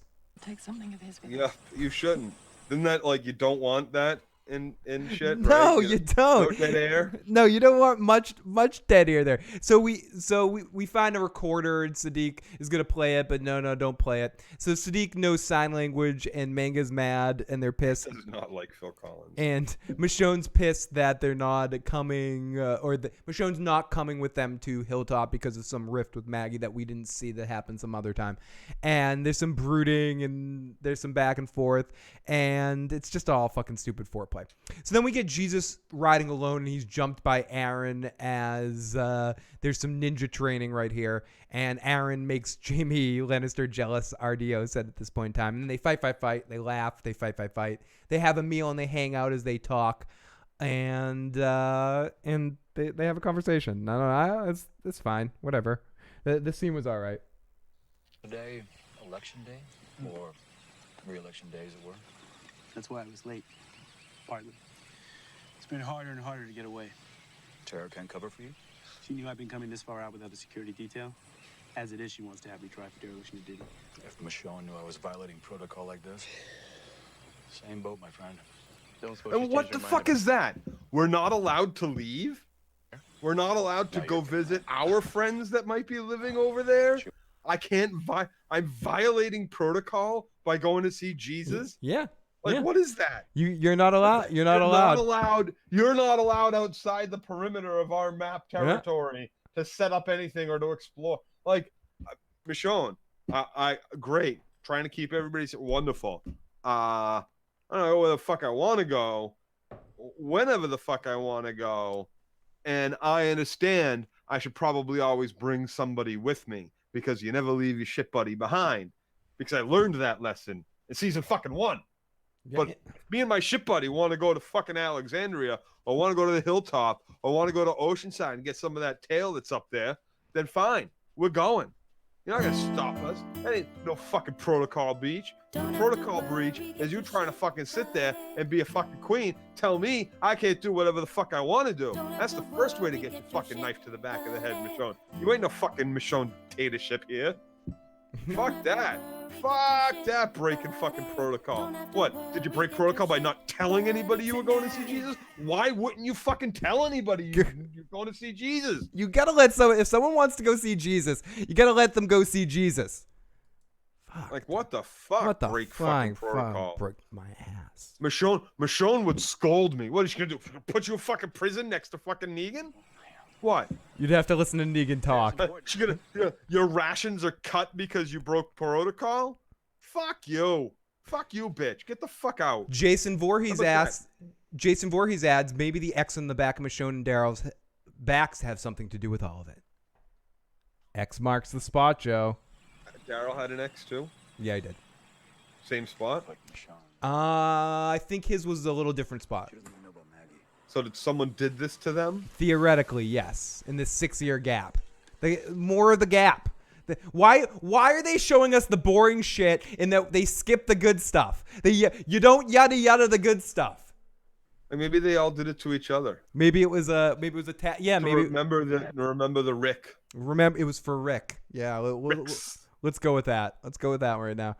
So, Magna, make Alexander great again. Gabriel for governor. Says RDO. Daryl had 2 X's. And Michonne had 1 X, right? 1998 champion says they had to show us what went down between these two groups during the second half of the season, just like an X. Show gap, says Mike. Yep. Oh, we got Paul Q in the live chat. Not fashionably late, all right on time. Callie says, go get him, Joe. Don't let him down, Joe. Keep going. Get angry. So as Jesus is riding alone, he's jumped by Aaron and they're having Ninja Turtle training, blah, blah, blah. So Where the fuck did Aaron jump out of? He completely cleared the horse. Yeah. And Horses are like 5 feet. Dude. Dude fucking leapt over the horse. And their ship... They're total shit buddies. You think Jesus was out there on his own? Jesus is like, no, man, I'm way smarter than that. I am running out here. I got my fucking shit buddy. Well, do you know how hard it is to wipe with the opposite hand, especially when you don't have the second hand to hold the other cheek open? Yeah, it's Jesus is the only person that's got the heart to step up and help Aaron out. He's his shit buddy. It's almost as hard as the 3 seashells, Joe. It's almost as difficult. He didn't understand the 3 seashells. Pff. So Michonne doesn't know about Maggie yet, and they are stretching that through here. And then we see that Rosita's all fucked up, and Eugene is left at some barn. Oh, what's this shit? What's this? Oh, God. What's this shit? Where's Eugene? I saw you 2 leave together. Where is he? I left him in the barn. What barn? Keep it secret. Keep it safe. So Rosita says some shit, and we got JC Riley still in the live chat. Thank you, Taka. Maybe somebody stole their kidneys. Can we talk about how that's a very big possibility? Can we talk about how shitty his robo arm looks? Like you can see his fucking hand, says JC. And we should see we got Broke in the live chat. Great to see Broke. Love to hear Broke's take on this episode as well. So there's got to be prosthetics laying around the hospital. Oh, if they can, they can just grab anything they want, as we talked about earlier. Like there's hospitals, right? That It's since they have the condoms, so because there's not enough babies, and they're just walking around with big Santa Claus bags full of condoms and sponges and other contraceptives. It looks like a barn, but really it's a big giant dumpster. So they see Rosita's all fucked up. So then we get back in on some really tasty looking soup as Doggy's bringing a foot to Daryl and he throws it in the soup. Did that really happen? Did I imagine No, that? he didn't throw it in the soup. He just threw it on the fire. Okay, because the way But at least, hey, you know what? Yeah, burn the body. That shit gonna smell good. That's gonna smell like. But you're gonna be tempted to pull dude, that. you've been foot watching out, a live too. You've been watching a live on too them much. toes like it was a pig foot, like a pig foot or some shit. That's gonna smell good. That's gonna be like a fucking pork rib in a little while. Little chicken wings, gnawing on those motherfucking toes. You know, This is you're not. gonna want to. It's a zombie foot, so it ain't gonna be fresh. You're probably not gonna want to eat it, but John- you're gonna want it. It's gonna smell good. John says this is not Fallout, Joe. Atari says Aaron's hand reminds me of that one guy's fake tan from Always Sunny in Philadelphia. And Michonne's mom says, I was wondering why did A.A. Ron and D. Jesus have to go so far to practice fighting, or is this some Jesus? I know, right? Just come over on Tuesdays, dude. We can have play dates. They can't. It's all right. You might guess it. Oh no, nobody from Alexandria is allowed in the Hilltop. No, just Michonne's not allowed at the Hilltop. What the fuck is that? You want a toe? Someone said, put that toe in, it's good protein. You want a toe? I'll get your toe by Tuesday. You want a fucking toe? Yeah, I'll get your toe. I can get your toe. No problem. You don't want a fucking toe. You don't want to know how I'm going to get it. Cattigat says, in the comics, Negan has a scar just like Michonne and Daryl. In the comics books, though, it's implied that he came in contact with the Whispers, but Kirkman never continued on that. Tom says, possessions never meant anything to me. I'm not crazy. Well, that's the truth. Got a taint and a dog that brings me zombie hands. Broke says, last week's episode was better than this bore fest. Keep looking at my phone too much. I don't know the connection between the zombie. Wait, my bad. The walkers at the end of the episode. Yeah, just fake tension in this episode. As Carol strokes Daryl's hand, we get Daryl talking about Rick, how they never found the body, and we get into a whole television thing that you never see the body, as Henry watches and going, wait, they seem a little familiar. My dad wouldn't like this. Well, he knows Daryl. I know, but we were joking about that earlier. As he turns to Daryl and he asks him the Joker question where he says, Daryl, can you tell me? Are you my real daddy? Daryl, how'd you get those scars? How'd you get the scar, anyway? How'd you get those scars? And then we don't get an answer. No, we don't really get an answer. No, Daryl changes the subject really quick. Let's listen to what Daryl says. Hey, look, is my dog about to get eat? Spoon's getting cold.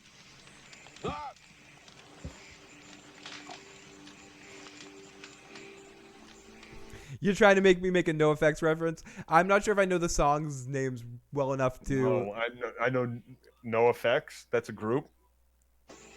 Oh, you're breaking Tom's heart. I definitely know the group. I think I've seen them there's live. a group named No Effects, and I know there's some songs that I actually do like. No, I've seen them. I've seen them live. I just don't know song names. Next week, Kung Fu and Matrix flipping ears in zombie fights. Paul Q, it's a weird practicing self-defense in the zombie apocalypse. Did Seinfeld have a quiet talker episodes? Foreshadowing? It's like the Walking Dead Telltale games in Clem's branding. Howling Wolf says, Phil, there's no telling what Judas has been up to since Michonne left, seeing how she was already allowed to go and I know, right? Wander off alone from a group.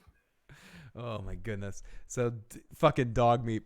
So then we're inside somewhere as Michonne's got her sword looking around, and it's at nighttime. She's walking through the barn with lots of horses, and someone's in there, and she's going through some stuff, and it's Balls of Fury guy, and she slices down in the middle of the night, and she ends up cutting a violin in half. A Stradivarius. That we find out later, but whatever. We talked about this already. The guy's collecting a bunch of musical instruments. Is that what he's from? The ping pong movie? That's what someone said. I think Tim was saying that earlier. So we go to Henry in the tent, waking up, heading outside, looking for Daryl, and he bumps into a walker. And then Daryl finds him and tells him to put the lights out. And the walker never approaches them. It just kind of stands there, and he stabs them. The dog barks. He's trapped. And they come to save him, but he's stuck in some traps. And Daryl's going to save the dog, and he frees him, but the walker grabs him his foot. He drags him, and Henry saves him. And then he goes, why you saved me? I told you not to save me, and you saved me the whole time. And Carol's watching it, which could be why Carol tied the dog up, because she's trying to force this relationship. Force the bond. You really believe in that? Someone tied the dog up. It had 2 ropes around its neck from opposite trees, opposite ends, so it couldn't go left and it couldn't go right. It was stuck in a specific spot, just out of reach from. It was used as bait for those traps. It seemed very obvious to me. Someone tied that dog, and Daryl's even like, yeah, he always goes and inspects the traps, but he's never gotten caught in them before. And how do you get caught in 2 traps from opposite trees? The only way someone has to tie you the fuck up. And not be hung from those trees. Hey. It wasn't hung. It wasn't like, you know what I mean? Like, you saw the bunny. The bunny got caught in the snare. The bunny was hanging from that little sapling. If this is a tree that's not able to support the dog, the sapling tree snare, the dog would have just ripped it out of the ground. And yes, you've had Lotus pull on your leash. Do you think a sapling is going to hold Lotus? No. Definitely. So it wasn't a little winger. It had to be. Those had to have been big snare traps on a big tree to hold a dog like that, a wild dog like that that's trying to run for its life. No. That dog was tied up. So we come back in on Jesus, and Tara's talking about Rosita, and Aaron's talking to them, and Tara is doing her best cynic role in this position. And then we get Maggie is counting on Jesus, and they're out looking for Eugene, and they need to head out and look for Eugene, and Jesus needs to step up as a leader. So we go back to Daryl. He's all fucked up. He's got an X2, just like Michonne does, and Daryl comes over to Henry and Doggy, and we have a little conversation as the Doggy checks walker traps for Daryl. I'm not going to play the audio of it, but him and Henry have a conversation. I'm not feeling Henry. I'm just not there yet. Henry is he's a lynx, right? Apparently. So the kid that the actor's horrible. The kid's bad. Carol's daughter's brother in real life, and his own older brother from the show is his brother. And now he has a crush on Enid, and that's going to be a thing. You know it's going to be a thing. Of course It reminds me of Anakin. Anakin. It reminds me of Anakin in Phantom Menace having a crush on Padme. They're going to have him fulfill Carl's little whisper role and have him fucking fall in love with the whisper girl and wander off to the whisper camp. Not Carl sucks. That's not all. Carl sucks. That's all I'll say. Because Carl would have been a little bit too old to have this, at the moment, maybe. But whatever. Now they're pushing Enid and not Carl, because he comes over. He's like, "Oh, is Enid good? Is Enid going to be at Hilltop? Am I going to get to see Enid? She's hot." Dude, it's the only girl relatively close. To I hear you, dude. But at this point, she's like 20 something. She's got to. It's 6 years. She was already about 15, right? Got to say she was about 15. We'll say she and Carl was supposed to be playing younger. We'll say 13. So 5 years later, 6 years later, so it was already a 1 year time jump, then a 5 year time jump. We're talking 19 years old. This kid's maybe what? 14. He's thinking about nothing but her and Michonne and Maggie. Replacement. Probably Carol too. He's thinking about every girl. Is every girl going to be there? How old is he? Exactly. It's another one of those situations where this kid would already have 4 fucking kids. Henry is a fan favorite, and so is Enid. Shut up, Phil. No, I'm kidding. So Henry loves Daryl. The dog was definitely tied up. Fuck Caroline. That dog must be very friendly to have allowed himself to be tied up by strangers, says Howling Wolf. Jason Voorhees says the DeLorean will be replaced by time-traveling dumpster. You will see it, everybody. I'm adding comments. I'm adding words to people's comments right now. Jason Voorhees, the DeLorean will be replaced. Ellie says they keep talking about this fair. Please explain. Do you know what? Things being fair. Henry, Daryl. The fair. So in the books, even Rick is setting up. It's like you said, it's a smaller time jump, and Rick's trying to get the communities together. They're going to have a fair. Michonne was going, or someone was going to introduce, I think, the an articles. I'm going to go get a beer. I'm going to go get a beer. Take over, Joe. Yeah. So that's what they're doing that now, but they're making it more Jesus and the kingdom are trying to organize the fair between the four or five communities. They got Alexandria, Oceanside, Hilltop. Saviors are all gone. That doesn't exist anymore. They finally got rid of that. So between our 3 little communities there, they're going to try to get this fair together, get trade going, open up the roads again, which is they shouldn't have even had to when How did I don't even know how that savior pack gets away and stays in the area for 6 years that Carol burned up. Like, Yeah, and how are they they? allow that to continue to happen. They allow them to continue to take supplies. They don't, like, Daryl doesn't say, like, all right, Rick's gone. Yeah, we're going to go hunt down the rest of these saviors so they don't attack Alexandria, try to free Negan, who, for some reason, Rick's gone and we still haven't killed. Let's go. Carl equals terrible actor. Coral sucked. They should have recast him with Michael B. Jordan. Sup, everyone? Good to see Jay in the live motherfucking chat. RDO says next they'll have a great Walker Roundup rodeo, a fucking fair. Shane was wasted, no time in having kids. Phil, when are you streaming Red Dead again? Very fun. I've been doing it a lot on Twitch channel. You can check that out, Phil the Issues Guy on Twitch, and I've also been doing it on Dirty Issues a little bit as well. I don't think I'm going to be doing any more in the main channel. I think I'll probably just do, when I get a new game, the first stream on the main channel, and then follow it up on either Dirty Issues on YouTube or on the Twitch channel, Phil the Issues Guy. So yeah, a couple people been watching. Steph Snow's been over there, and a couple of other people been bouncing over there on and Slope as well over on the Twitch. I don't have many followers over there, but I do stream. I will be streaming there occasionally as well. So make sure you follow me over there if you want to watch my Red Dead streams. So yeah, I started a Twitch channel. I need you to help me like set it up and shit, John, when it actually matters. But I'll invite you over too, and I also need your help setting up my new studio eventually too. So I'll be seeing you soon, buddy. Anyways, blah blah blah blah blah. So yes, I have been streaming Red Dead, so check that out. Blah blah blah blah blah blah. But I mean, it's just watching me run. I'm really bad at the game, so it's fun to watch me be bad. I guess I'm clumsy. I hurt myself a lot, but it's good fun. I have not spun the wheel yet. But if we do get a super chat donation, we will spin the wheel. So, but we're still drinking. So if that matters, Joe and I are both still drinking tonight. So we get Daryl back.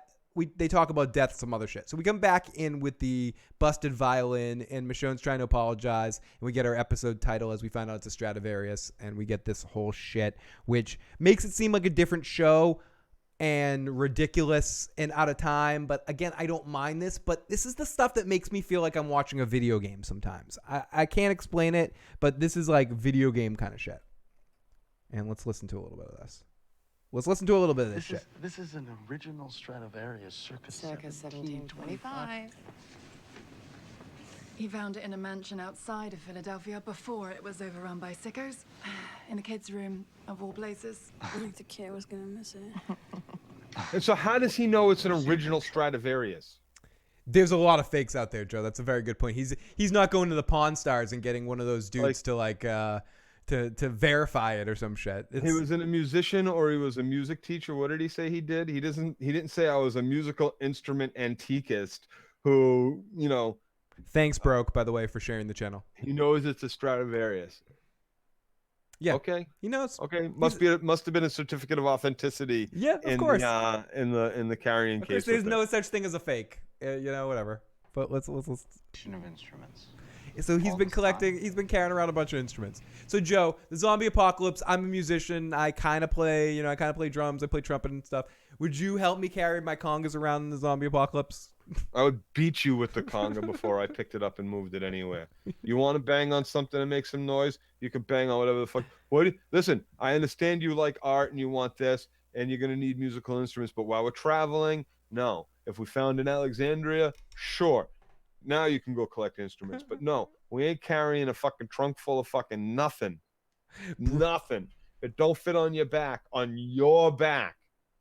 You ain't fucking taking it. I ain't carrying anybody else's shit. Nobody else's shit. I got my change of fucking underwear that don't got Hershey marks in it in my bag. I got a couple extra weapons, maybe a little fucking food, fresh pair of socks, shirt. That's about it. That's about it. I love you, Tom. Good attempt at trolling. So you expect this shit on the Telltale Walking Dead, Phil? So no. I said a video game, not the Telltale video game. Yeah, this is like I didn't say the Walking Dead video game. My uncle left me my last treasure, but I can't find my uncle. What did he leave you? It is a trinket from the town of Muscarathuthia. And it's no, it's very video game shit. We don't need to know the history. Nobody gives a fuck at this point that's watching The Walking Dead about a Stradivarius fucking violin on The Walking Dead. Really? Who does? No, I'm into that shit. Carry fucking anything. You don't carry a fucking violin. You carry another fucking bat. Right? Can carry an extra tire iron. Can the room to put shit on your back? You ain't fucking lugging congas. You're lugging a fucking rifle. Right? No. Can the violin shoot? Can you kill people with it? Walking David says, why even ask new people why they do weird shit they do? We're nearly 10 years into the apocalypse. Michonne even talks to her son, Carl, and Rick. I mean, come on. Joe, you want to spend your whole life with no music? Come on, Joe. You dead inside, mate. Good point, David. Listen. Andy Western. Great to see you, Andy Western. You love music. I love music. We all love Joe. music. Hashtag Joe hates music. Well, you gonna be playing fucking music out in the middle of the woods in the middle of the night, sitting around a fucking campfire like you're talking about? You gonna drive your fucking walker in a goddamn 20-minute walk radius right the fuck to you? Because there's no other sounds drawing them away? No, nobody's playing fucking music. You should barely be fucking talking to each other most times. That silent episode where they're all in the fucking house in the middle of the fucking winter eating fucking owl and dog food, right? That is how it should be. Silence, unless you are fucking in a fucking Alexandria Hilltop type location. Joe, let's listen to a quick voicemail here from our good buddy, Jay. So, Rick and Maggie still have not died in the show? Like, they're like, have they had their last episode? I love how Jay's not watching, but I know. They're just not gonna. He's like, I'm done with the show. Can you just answer questions for me? Them anymore? Because every other main character got like an exit out of the show. Are they just like? Is the show just keeping them alive in case they need to bring them back? I mean, you think they're gonna show back up in the second half of the season again and then die, or what? I'm confused. That's what they're going to do with Maggie. Rick, they're put on the back burner because they're going to use him again. Do you know what, Jay? You said you're confused there, but you know what? You're not. It's exactly like you got it right on it's the head. exactly what you just said there. They are exactly doing that. They're putting them both on the back burner, so if somehow they can convince either one of them to be on the show again, Andrew Lincoln will be on the show again. They've already announced, not on the show, but he's going to do the Andrew Lincoln movies there, the AMC movies. I think Maggie might be done. I think Lauren Cohan might be like, fuck you with The Walking Dead and all set at this point. So I think Maggie, again, they've done dirty. She's in a Mark Wahlberg movie. She's hoping to be a movie star now. And yeah, she's done.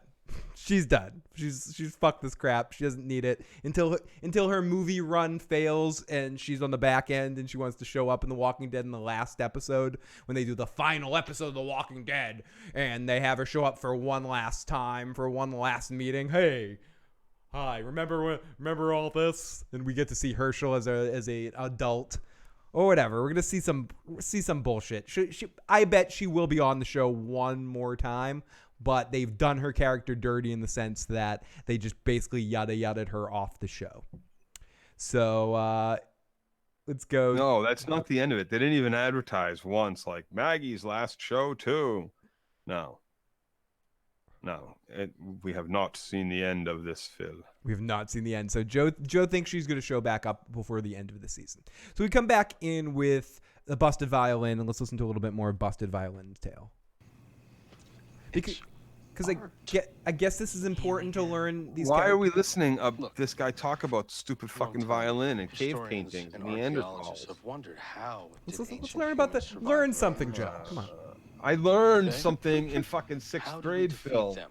When they were bigger. That's the knowledge he's fucking spouting. 5th grade fucking history music lesson here. The Deanathons or whatever. All right, kid. Everybody get out your sticks and rub them together. This is percussion time. Come on, Joe. Come on, Joe. Here we go. I'm teaching you, man. Do it. Found a cave. David laughed. Oh, sorry. I'm scrolling in the chat. I'm all over the place right here because we got so many live motherfucking chatters that are awesome tonight. And you guys are incredible. And thank you for joining us for our last recap in this room. I generally enjoyed watching your recaps and review podcast more than watching the show, but I'm going to call it a night and finish listening to the rest of this in the morning. Take it easy, fellas. No, finish it now. It'll finish it at all, Mark. Mark, love you, man. Don't listen to that asshole. Phil, I dig your impersonations. Well, I think The Walking David's even better than me, but thank you. I like doing silly voices as well. The Walking David says, I laughed out loud when Tara said, is that another letter from Maggie? And Jesus was like, yep. Yeah, because it's just in the background bullshit. Tom himself, I'm too broke to be a patron or a super chat right now, but how the fuck do you no wait. But I appreciate the work you guys do. I actually have to piss in a bottle so I won't miss a second of you hippie bullshit.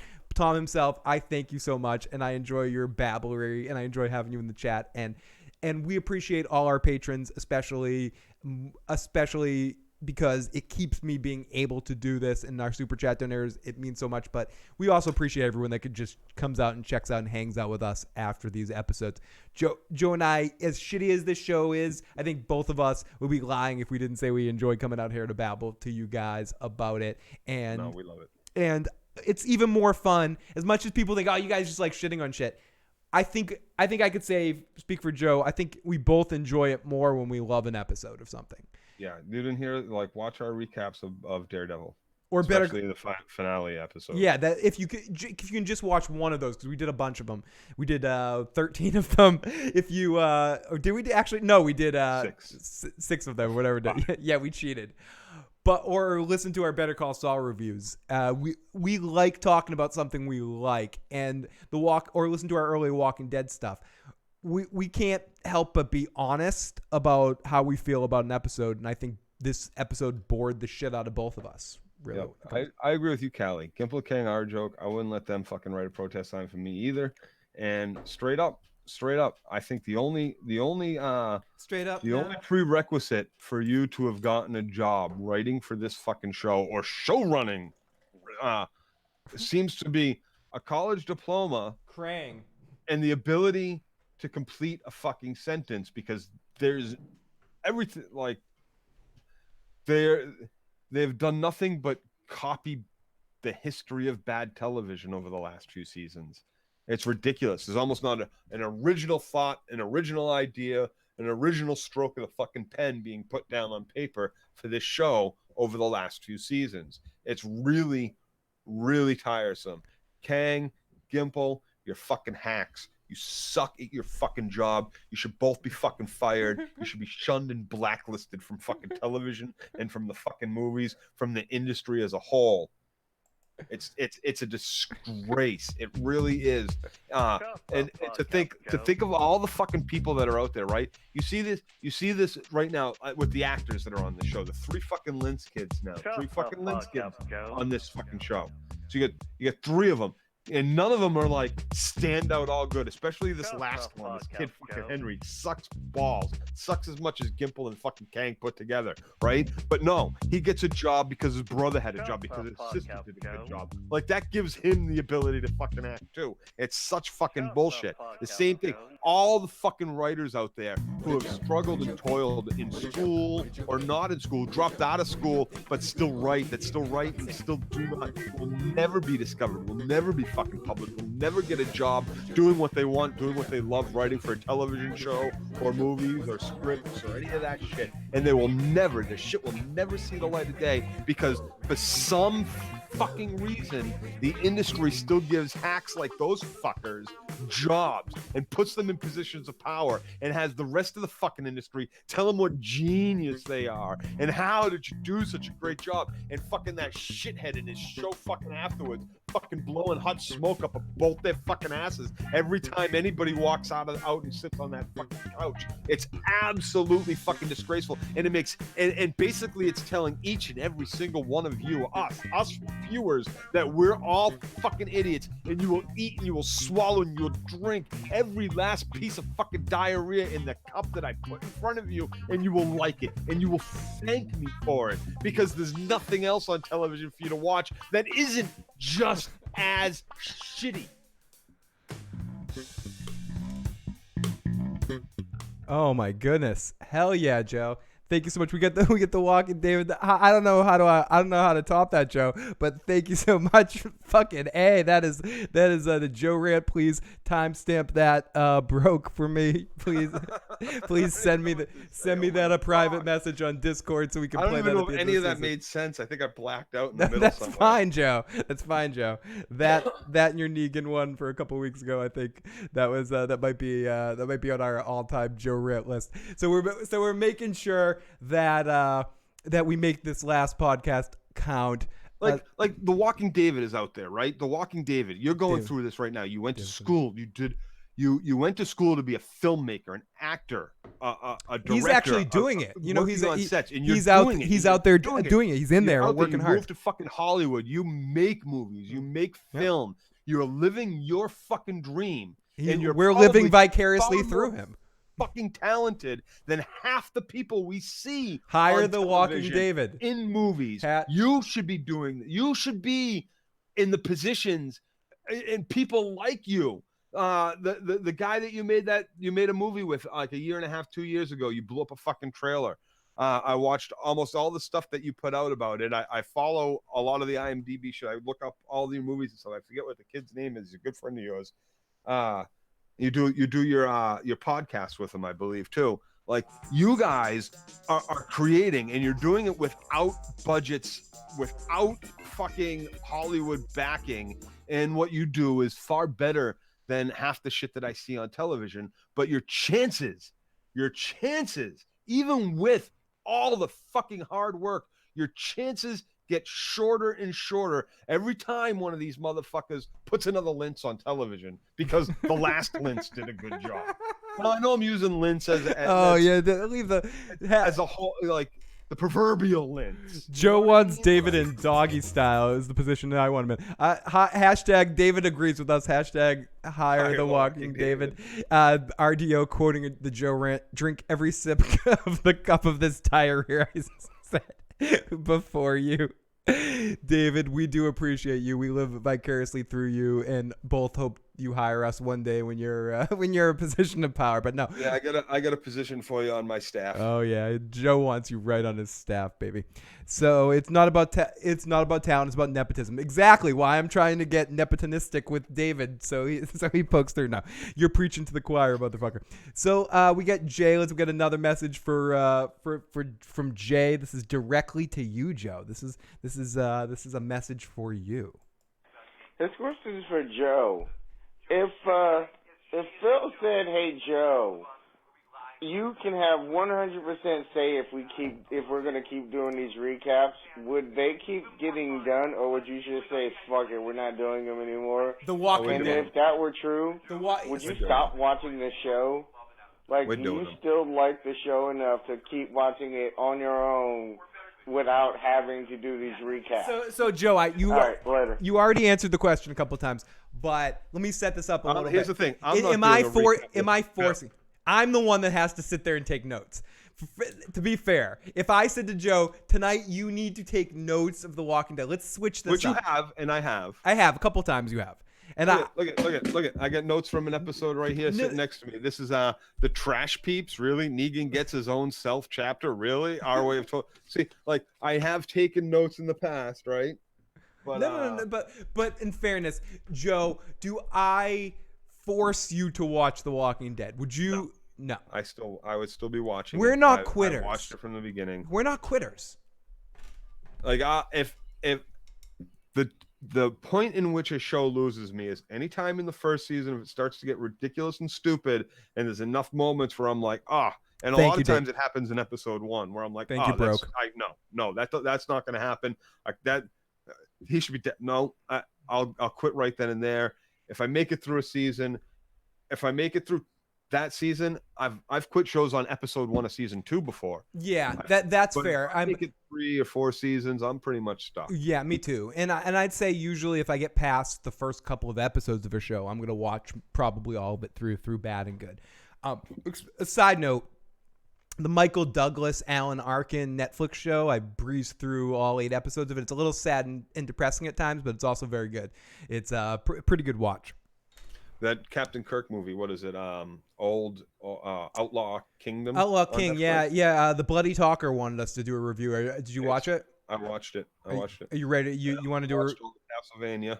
People wanted that too. Cool. We need to do some Joe Dirtylockz alone reviews here. So maybe we'll do this at the end. Getting into that.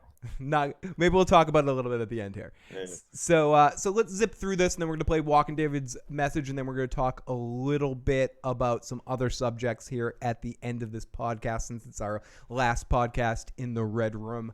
So we come back in with our busted violin. We talk more about the Neanderthals and all of that shit. Yes, we're still there. Michonne's like, really, dude? You're carrying musical instruments? She talks like Joe Dirtylockz In there. that cave, they found a 40,000-year-old flute.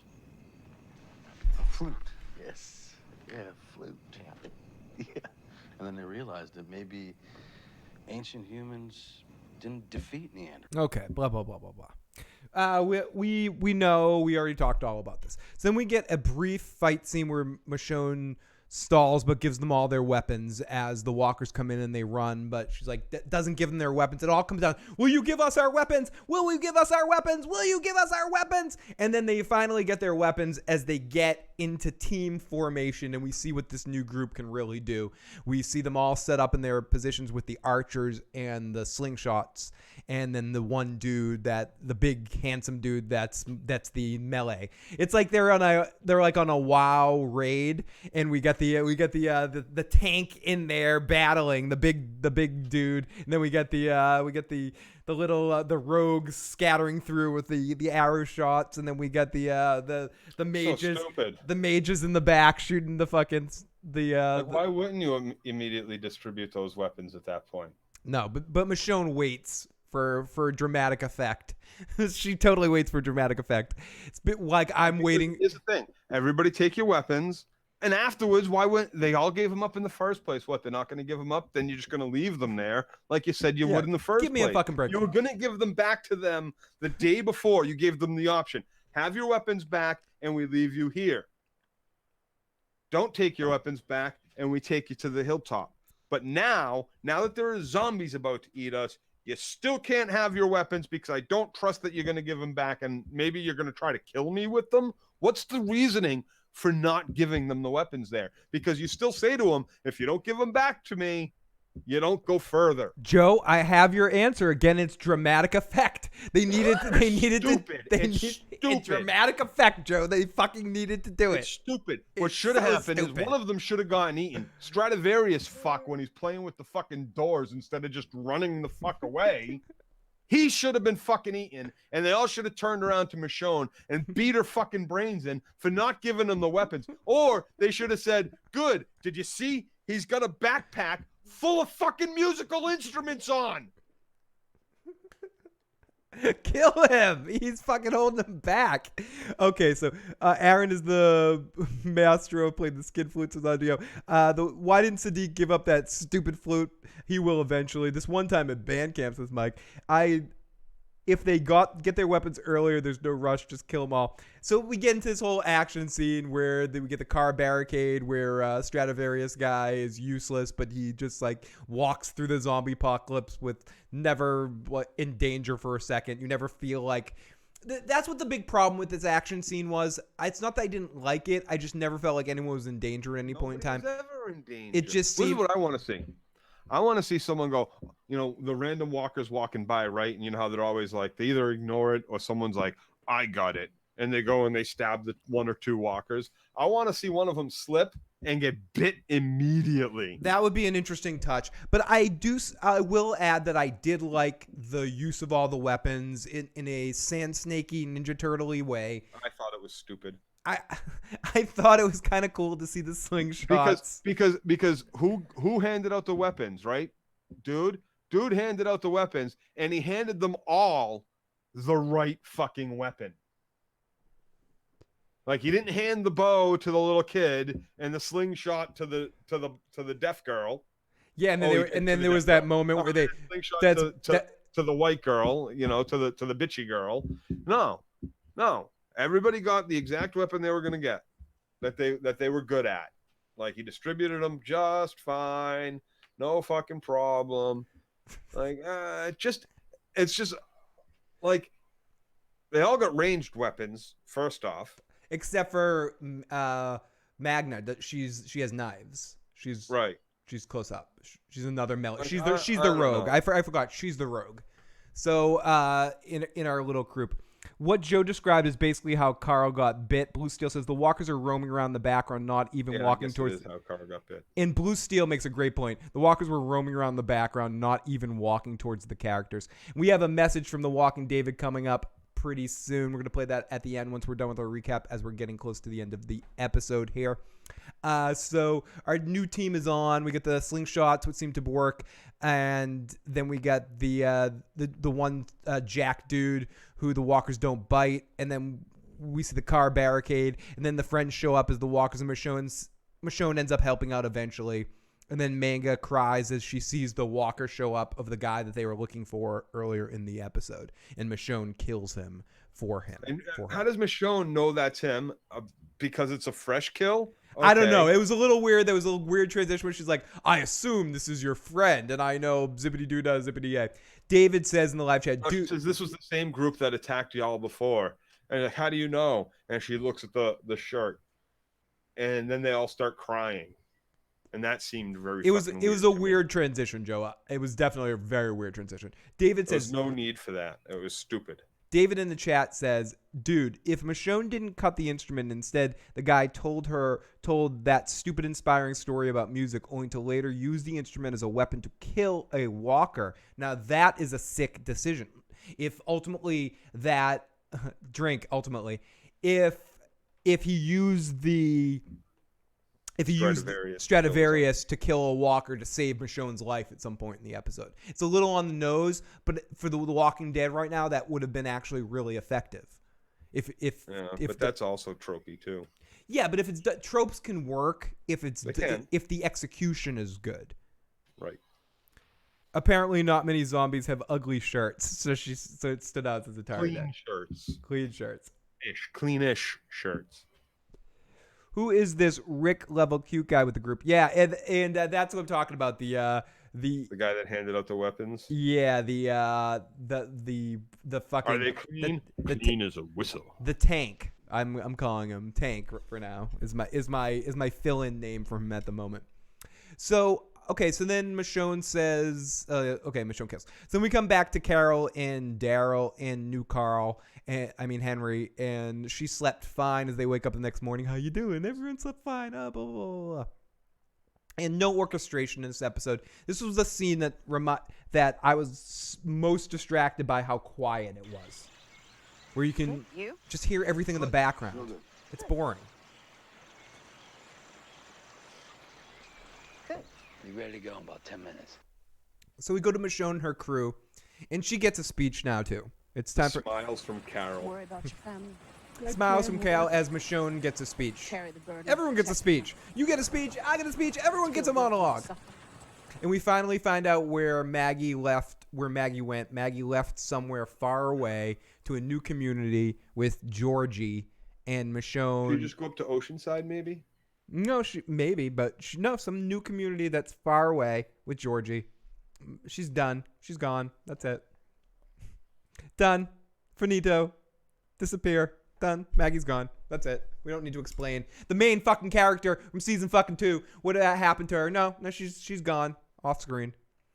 So, because as Joe said earlier, you needed to put more Negan time in the last episode, and you couldn't have actually said a proper goodbye to Maggie as well. That Maggie deals with the Rick Grimes disappearance when she finally comes to grips with what he did was right with the Negan situation. You spent all this time with this Maggie building up that she needs to take a chance and kill Negan because she believes what Rick did was wrong. She comes to Negan, gets ready to kill him, realizes what a pathetic mess he has become with what Rick did to him, and realizes that Rick did the right thing. She comes to save Rick in the moment of fucking horror when Rick's about to die, and everyone comes together, and this is the last time we see Maggie when she comes to face everything and she saves the day. Rick dies. So instead of ever dealing with what Maggie dealt with, a main character from season 1, we instead do a 6-year time jump where we completely disappear from her and have her disappear off camera to another community across the fucking country somewhere else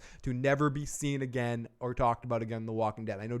I know Joe disagrees with me that we're going to see her again, but I do not think so, except for maybe in the last episode. I think this is a horrible way to take a character off. Georgie's the girl with the books and the records. She went to go join and they were even like, we could have a place for you, Maggie.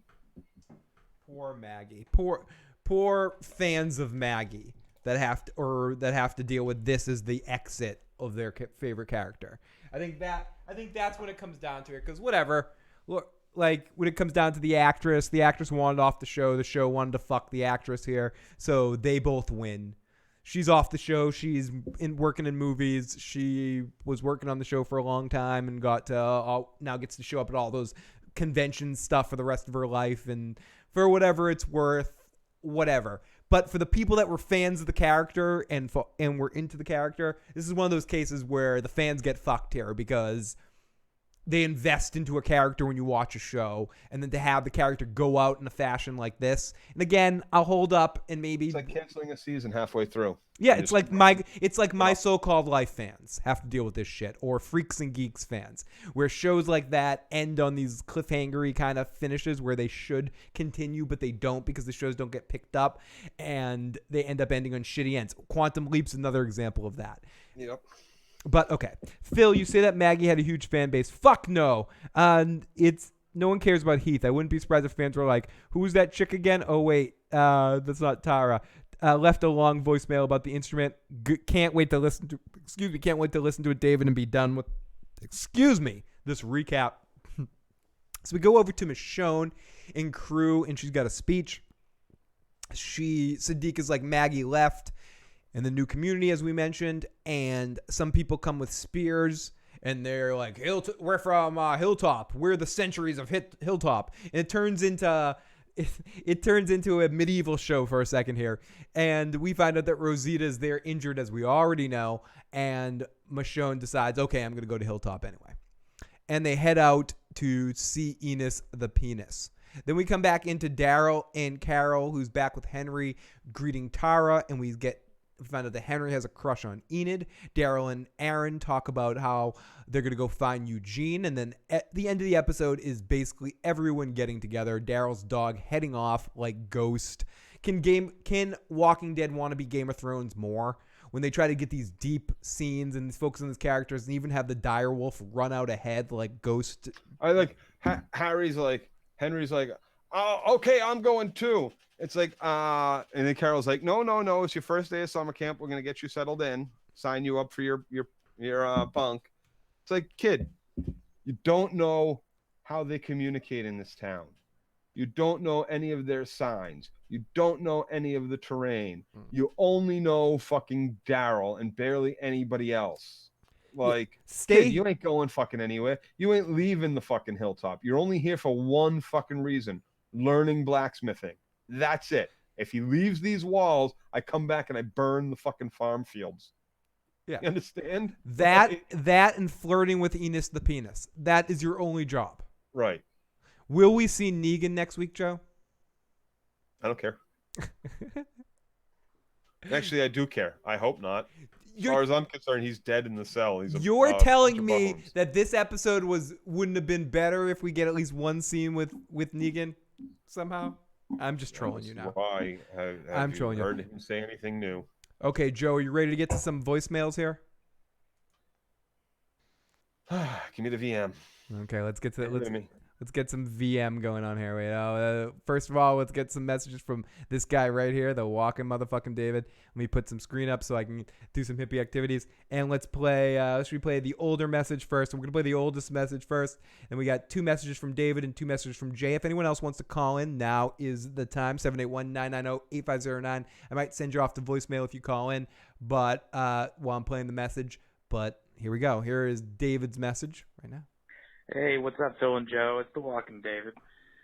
Yeah, the thing that I said in the chat about Tara asking, is that a letter from Maggie? And Jesus was like, yep. that is such lazy fucking writing, and the fact Yep. that, like, I completely agree with Joe. The fact that they completely steamrolled over the fact that Lauren Cohan was also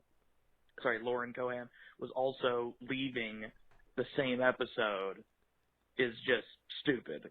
You know, because if you're going to advertise that the lead is leaving, why wouldn't you advertise that the other lead is also leaving? Because I'm sure there are a lot of people who took that as a real fucking nut punch when they tuned in, because they're like, well, at least we have Maggie. Oh, wait.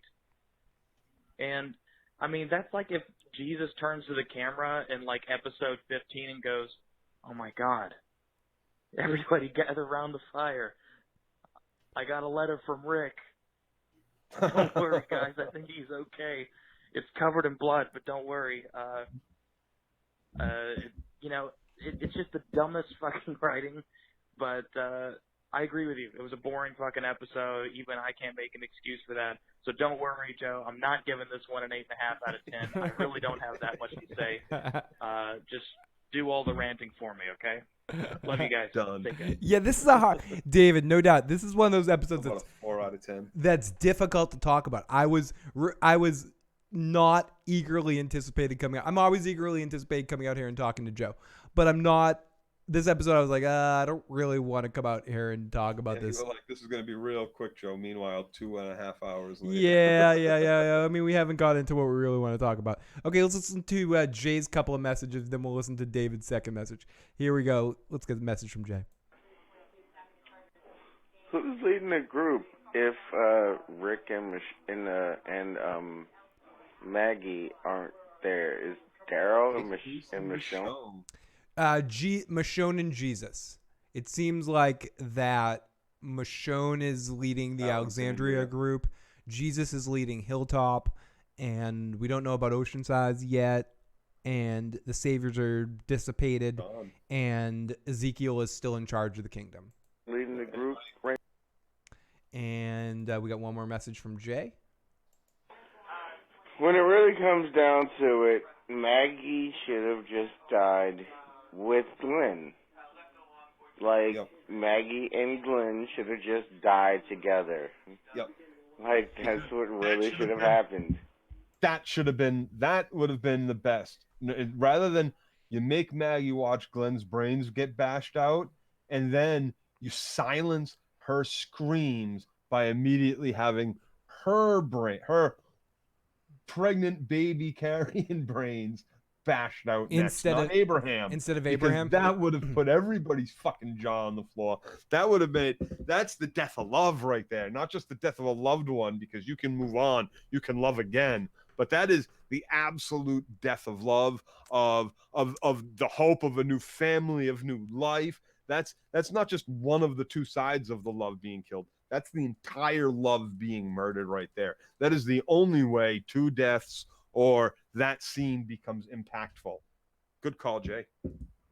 And finally, let's listen to what. And another reason why that's a good call, Jay, is because it completely eliminates the next season and a half of completely dragging her along to end up doing nothing with her at all, to make her balk when she's finally gonna pull a fucking Carol.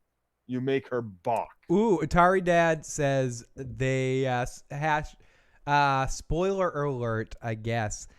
They filmed Maggie getting killed. It got leaked. And let's listen to one last message from The Walking David. And then Joe and I are going to talk about a couple things, and then we will call this a stream. So let's go. Hey, what's up, fellas? Sorry to leave you a second voicemail, but in regards to that Stradivarius idea that I had... Don't be... You fuck How you. could you leave us more what than the one? fuck? You piece of shit. What is with you and your comments? Don't fucking join in our discussion, you piece of shit. We don't want to fuck... what the fuck? Who you think you are? What the fuck? You think we care? You fucking... 2 messages. What an asshole. And for the people who didn't see it in the chat, I suggested that after the guy had the inspiring story about the Stradivarius, he ends up having to use it to kill a walker and, like Phil said, to like save Michonne's life or something like that. The reason that would be impactful, although a little bit tropey, is due to the fact that it shows... Sorry, David, to cut you off here. I'm going to rewind you because I want to hear what you said. For real. Atari Dad says, no, they filmed her getting killed at the end of season 6 with the Negan situation. Oh, very interesting. I love how Michonne's got Enos the penis, using the emojis, the cucumber emoji for penis. Enos the penis. I love it. Enos the penis. Yeah, but you should be ashamed of yourself, David. But to kill a walker and, like Phil said, to like save Michonne's life or something like that. The reason that would be impactful, although be it a little bit tropey, is due to the fact that it shows what this world makes you have to do, that you have to sacrifice the things that you love sometimes just to survive. Because Michonne could relate to that, because her katana is the very thing that cut off fucking Herschel's head. And then she ended up having to stab his walker mouth-moving head with it and kind of suck it up and has to live with that. And those are the types of moments that you still need in the show, although we shouldn't even have that scenario in the show due to the fact that we shouldn't still be figuring out how people struggle in the apocalypse right now. It's like it's been fucking 10 years for everybody. Yes. It's not different for some people. It's not like, you know, like the walkers didn't affect people for 8 years and just now Magna and her Mandy Bear of Men or whatever. I don't know what I just said right there. I fucked up. But the Mandy Bear of Men? Mandy Bear of Men. It's not like they just now started running into walkers, although they act like they've never run into any in their life. The speech that the guy gave about the instrument was something you should have heard in season 1, not in season fucking 9. All right, end of the voicemail. Bye. I agree, David. That's very well put. Yeah, what perfect voicemail. So our next week is our mid-season finale. I'll be doing the recap from my phone in my living room, probably just on for a half an hour or so, talking quickly about the episode. It will be the only episode, unfortunately, that we do like that, and probably do the Vikings episode like that. And I guess we're starting to sort of wrap things up, but I do want to talk about a couple things. I know Joe's probably eager to run outside and eat a sandwich. But they did, I do want to kind of change the subject here a little bit and go over to Game of Thrones and talk a little bit about some Game of Thrones stuff now that we have a little bit of information about Game of Thrones. Joe, they announced that Game of Thrones is coming out in April. Last April? No, this coming April. April 2019 is the new season. 2020, you sure? No, 2019. It's actually, we're almost in the same year that Game of Thrones is coming out. What is this Game of Thrones you are talking about? It is a about? decent show. I have a memory of something. Was it an album? No. A CD? No. It's a television show Oh. that we've got 6 episodes coming at the end of April. Are you excited now that I'm very excited. I need to know the exact dates. I have 3 of those off. I need to... Yeah, we need to make sure Joe is off for all 6. I need to put in paperwork now, 6 months before. What do you think about I have all 6 of those Sundays off. What do you think about the fact that they're not telling us when in April? Like, isn't that, like, just tell us the fucking date. Why? Yeah, April. Okay. Like, what assholes? Like, I need to know. Is it April 1st? Is it April 30th? Or let's look at the calendar here. I'm gonna pull up a calendar here. So we know it's a Sunday, right? We know it's a Sunday. We know it's a Sunday. So let me go. It's February, March. I'm still scrolling through a lot of months. Okay, we're here. So is it going to be April 7th, 14th, 21st, or 28th? The 21st of April is Easter Sunday. So we have a holiday mixed in. You can eliminate that.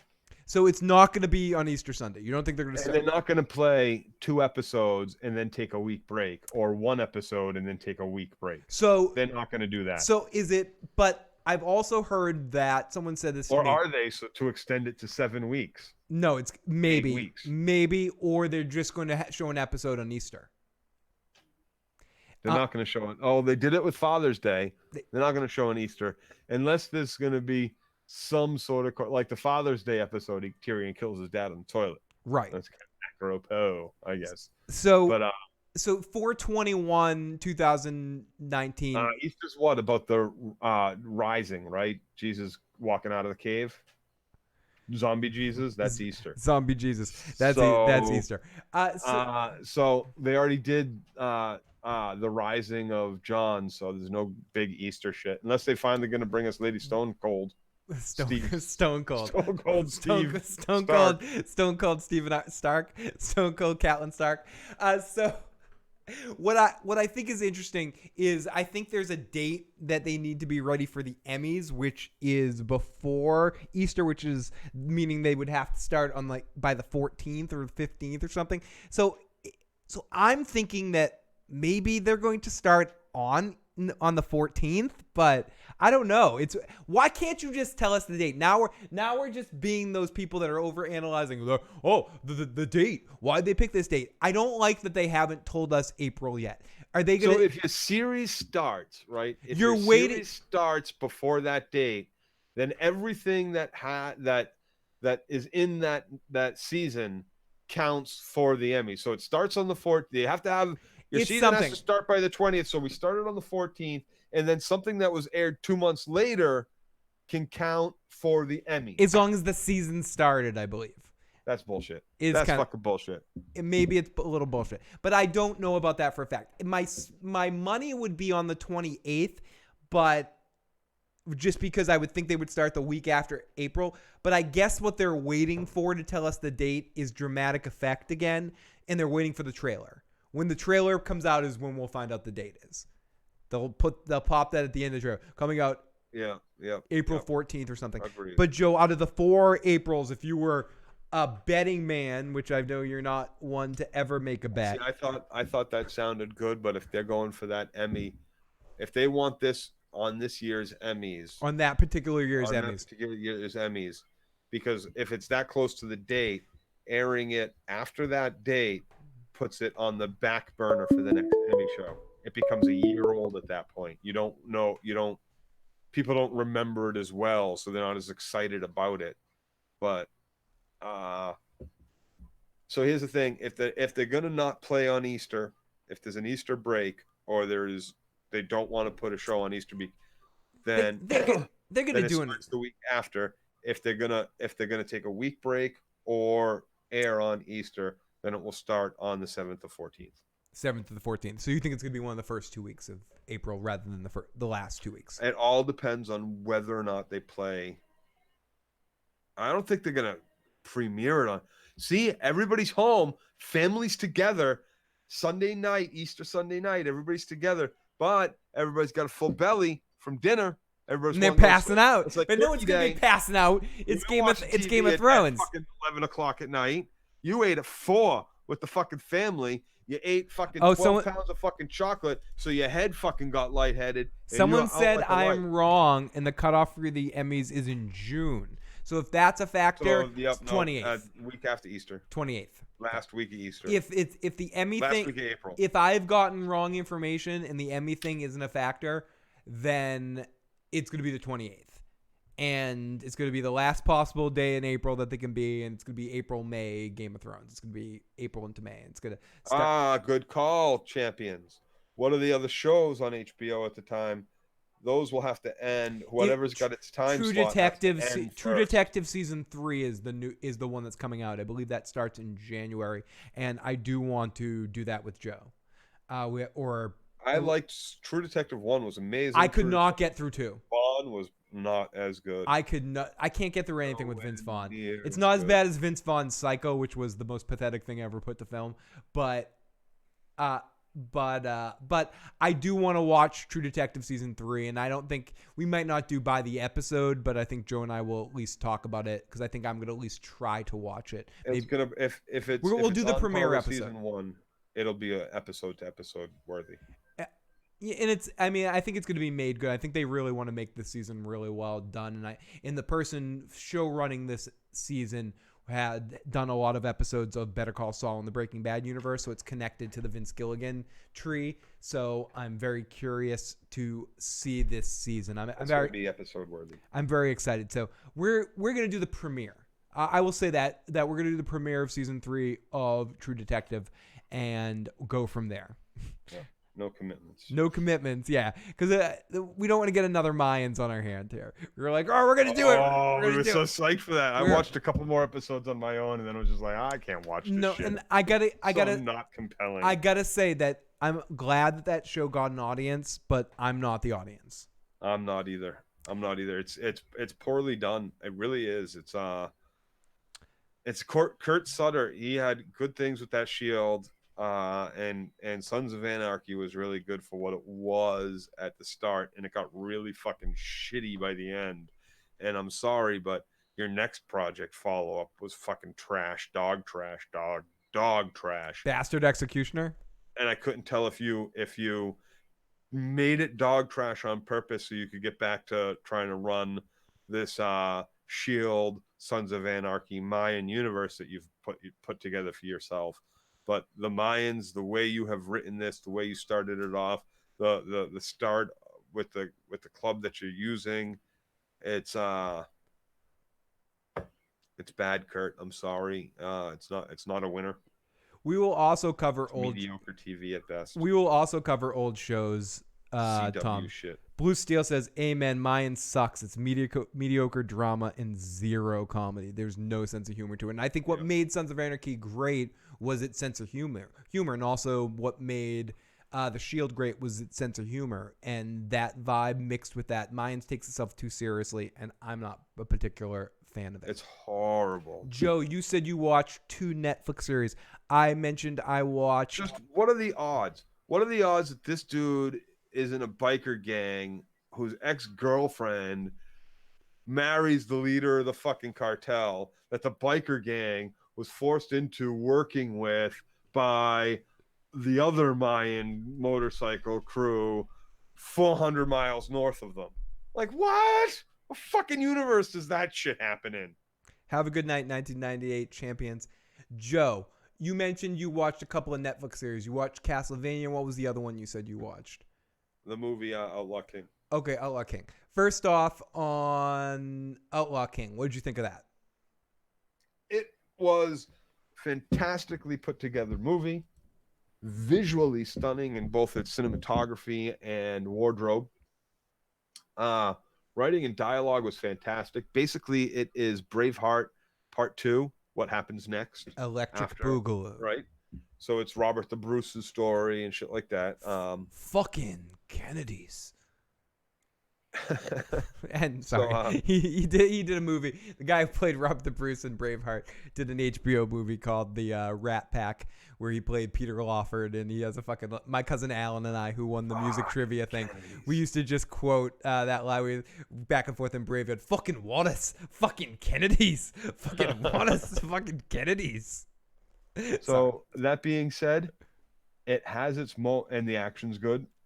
But it has its moments where it feels kind of slow.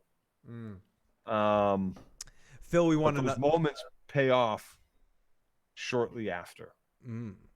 But it ultimately, it was that kid's a good actor. That dude's a good actor. Chris Pine. Pine, yeah. Chris Pine's a very good actor. I love him, and those eyes are just fucking hypnotizing. Yeah, it's got a weird thing going on with his face. I watched a little bit, but I'm a very big fan of Chris Pine. He's one of my favorite parts of those Star Trek movies, and I'm a Trekkie, and I don't love those movies, but I think his take on Captain Kirk, because he's not doing a Shatner, he's really being himself and embodying an element of Shatner. I think he's probably one of the best elements of those movies. Phil, we want another Oz review. I might do some episodes of Oz or do season type stuff. Naked Man. Down. And Joe. Secondly, and last for you, what did you think of Castlevania? So, it's a good story. The animation's Have fun. a good night, Michonne. So you were saying there's a difference between how styles and animation, and you were talking about you really like the Batman. I didn't finish actually season 2 when I talked to you before. I realized that this morning. It was like continue watching. I thought I had 2 more episodes left to go. And when I was watching it afterwards, I realized that it's not as anime as much as I was saying. It is a really good mix of that Batman style anime, that almost more American style anime, that you happen to like a little bit more than like say One Punch Man or Dragon Ball Z shit. Even though I've been exposed to that stuff, but yeah, that I enjoy much that. more in a Batman style than that traditional anime style. But it's a definite mix up of both styles. It's done very well. When there's the writing and the dialogue is done really well too. It does a good job of being that like Dungeons and Dragons anime from like the 80s. Joe, is being about vampires. Is this the best video game video game thing you've ever seen? Video game cartoon spinoff? Or video game visual medium story. Yeah, it's much better than the Mario Brothers movies, right? It's much better than Street Fighter or Mortal Kombat movies. Some of the Street Fighter animes are pretty fucking good, but that's beside the point. They're not bad. They're not bad. They're not awful. Yeah, they're not awful. They're not awful. And some of the Mortal Kombat stuff's are the Mortal Kombat movie. One of the Mortal Kombat movies isn't bad. It isn't awful. So one of the Tomb Raider movies is okay, I guess. So one of the reasons what makes Wreck-It Ralph is amazing. Does Wreck-It Ralph count? But see, here's the thing. What makes this different and kind of better? Joe, I'm gonna run for a second. I'll be right back. Take over. Yeah, it takes the time because it's seasons and not movies. But they're short. Like season 1's like 4 episodes. It's about 2 hours long, so it's about a movie length. Season 2, I think it's like 4 or 5, 6 episodes, something like that. I'm not exactly sure of the count, but it takes its time and it doesn't deal with too many characters. There's your core group and your bad guys, and does a really good job at telling its story. And by doing that, it keeps you compelled enough. I'd say it's worth a watch. It's definitely worth a watch, especially if you like anime, or are a fan of the Castlevania series, or you just like vampire shit. It's worth a watch. There's some compelling characters, even though it's tough to give a lot of that expression sometimes in animes. Now, and I just want to get back on the subject of, so I'll definitely watch Castlevania, and that's awesome. Thank you for that stuff. What is your, people in the live chat, what are your favorite what are your favorite video game to movie or television show adaptations? I think Detective Pikachu is something I definitely want to talk about. And I don't even know what that is. Detective Pikachu is a Pokemon. What's your experience? Well, I know Pikachu's a Pokemon. But what's your experience with Pokemon besides Smash Brothers? Do you have much?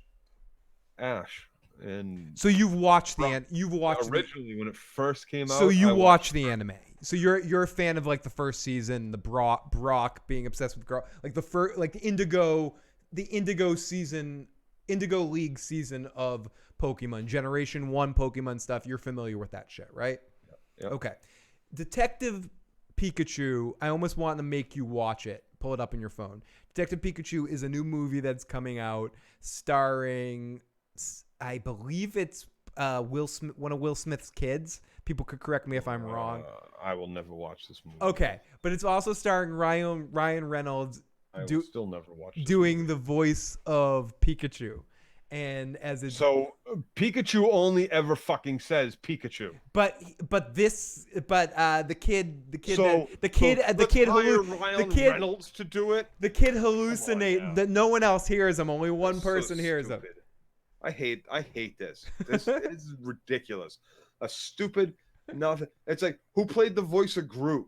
Vin Diesel. You had to go fucking hire Vin Diesel. You couldn't hire any fucking schmuck that needs a job in Hollywood. Joe, you got Vin Diesel to go, I'm Groot. In fairness, that's so fucking bullshit. In fairness, Joe, I gotta say what Mike says. It doesn't look horrible.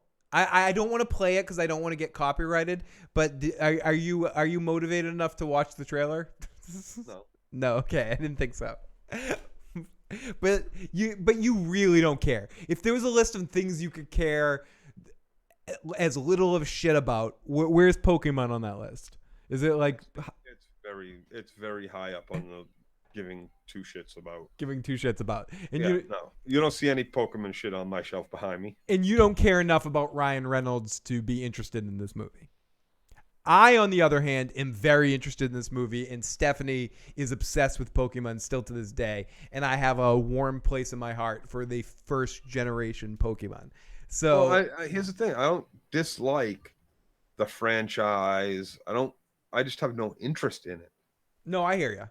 So I don't care enough to hate it or to rail on it or say it's bad. I understand what it is. It's for kids. If you were a kid or you were young enough to kind of enjoy it or at least veg out to it after school or whatever, I get it. There's all sorts of kids who love the fucking Power Rangers. They fucking 20 years later made a Power Rangers movie again. With Walter White in it.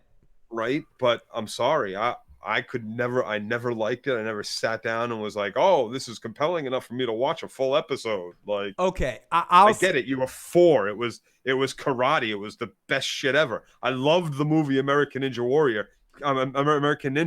Sit down and watch it today. It's an awful dog shit movie with even worse fucking ninja action in it. But when I was a kid, it was the best thing since fucking Bruce Lee. Are you kidding me? Ian says, Ryan Reynolds is an overrated hack. I'm not the biggest Ryan Reynolds fan, but I do like me some Pokemon, especially early generation, and I will be seeing this movie in the theater because of Stephanie anyway. So I'll sex toy category. I'll definitely be talking about it. You're talking about Ryan Reynolds, so I must ask rapid thoughts on Two Guys, One Girl in a Pizza Place. I don't know if I've seen that. What are your thoughts on the Deadpool movies? Have you seen the Deadpool movies, Joe? They're fucking awesome. Yeah, that's my favorite thing Ryan Reynolds has ever done.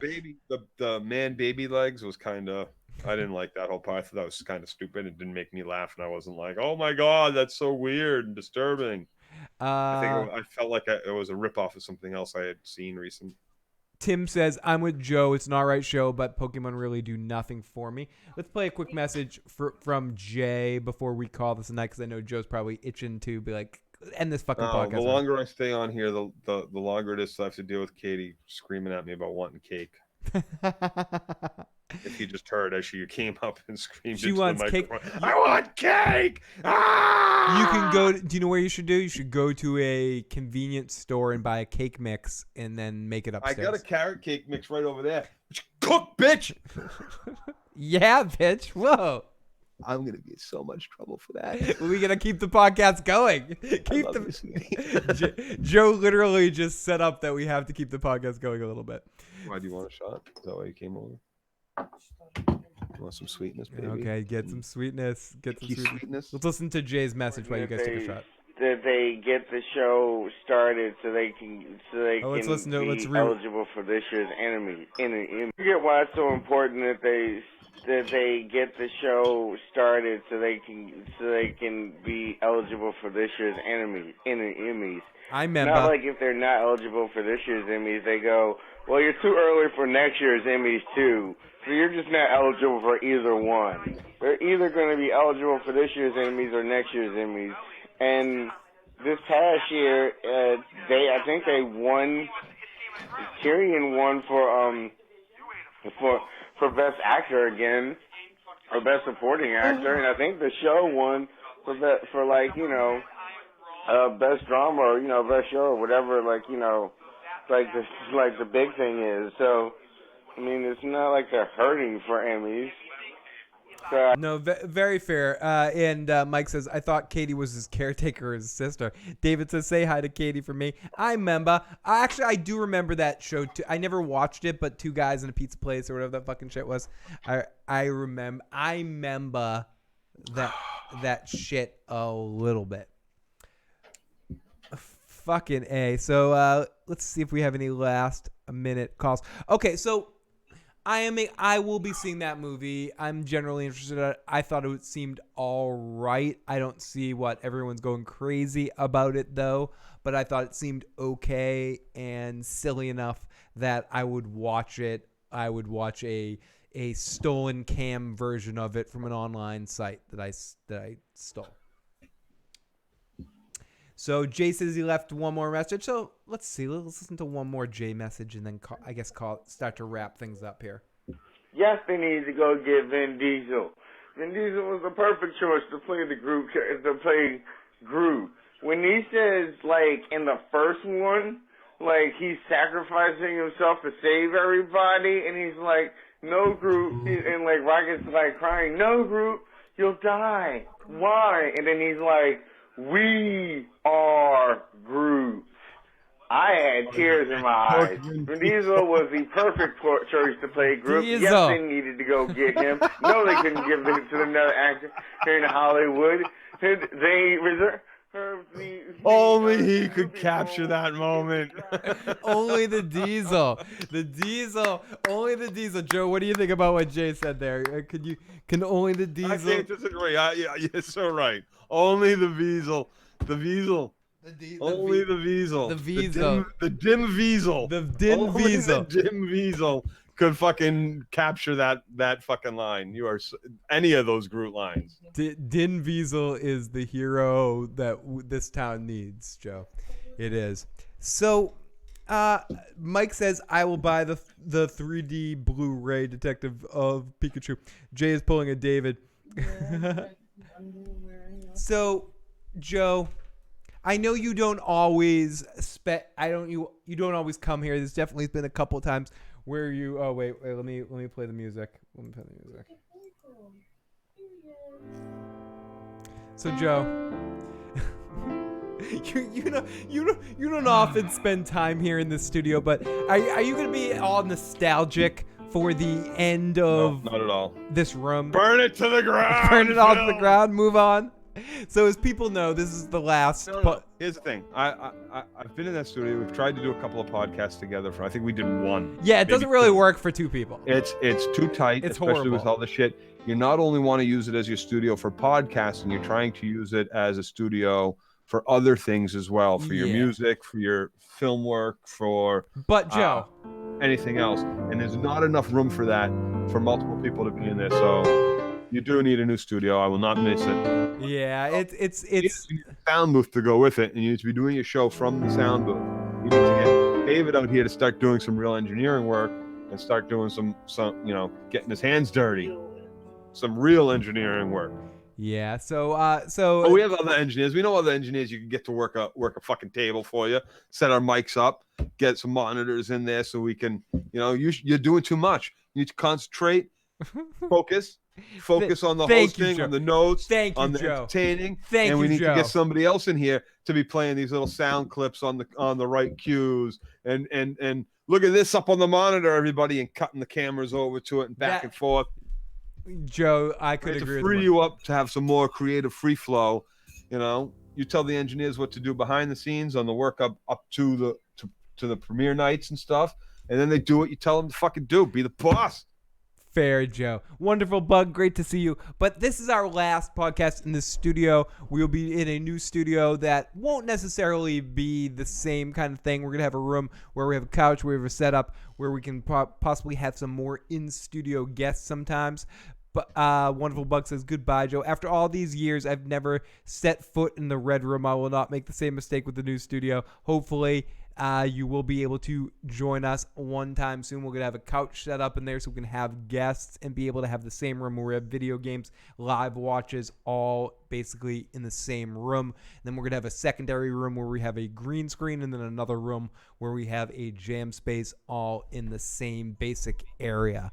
So and what you're going to have to do, because you like to go do a little bit of this, a little bit of that sometimes. Get multiple cameras. And you're going to have to wire in some cameras. Yeah.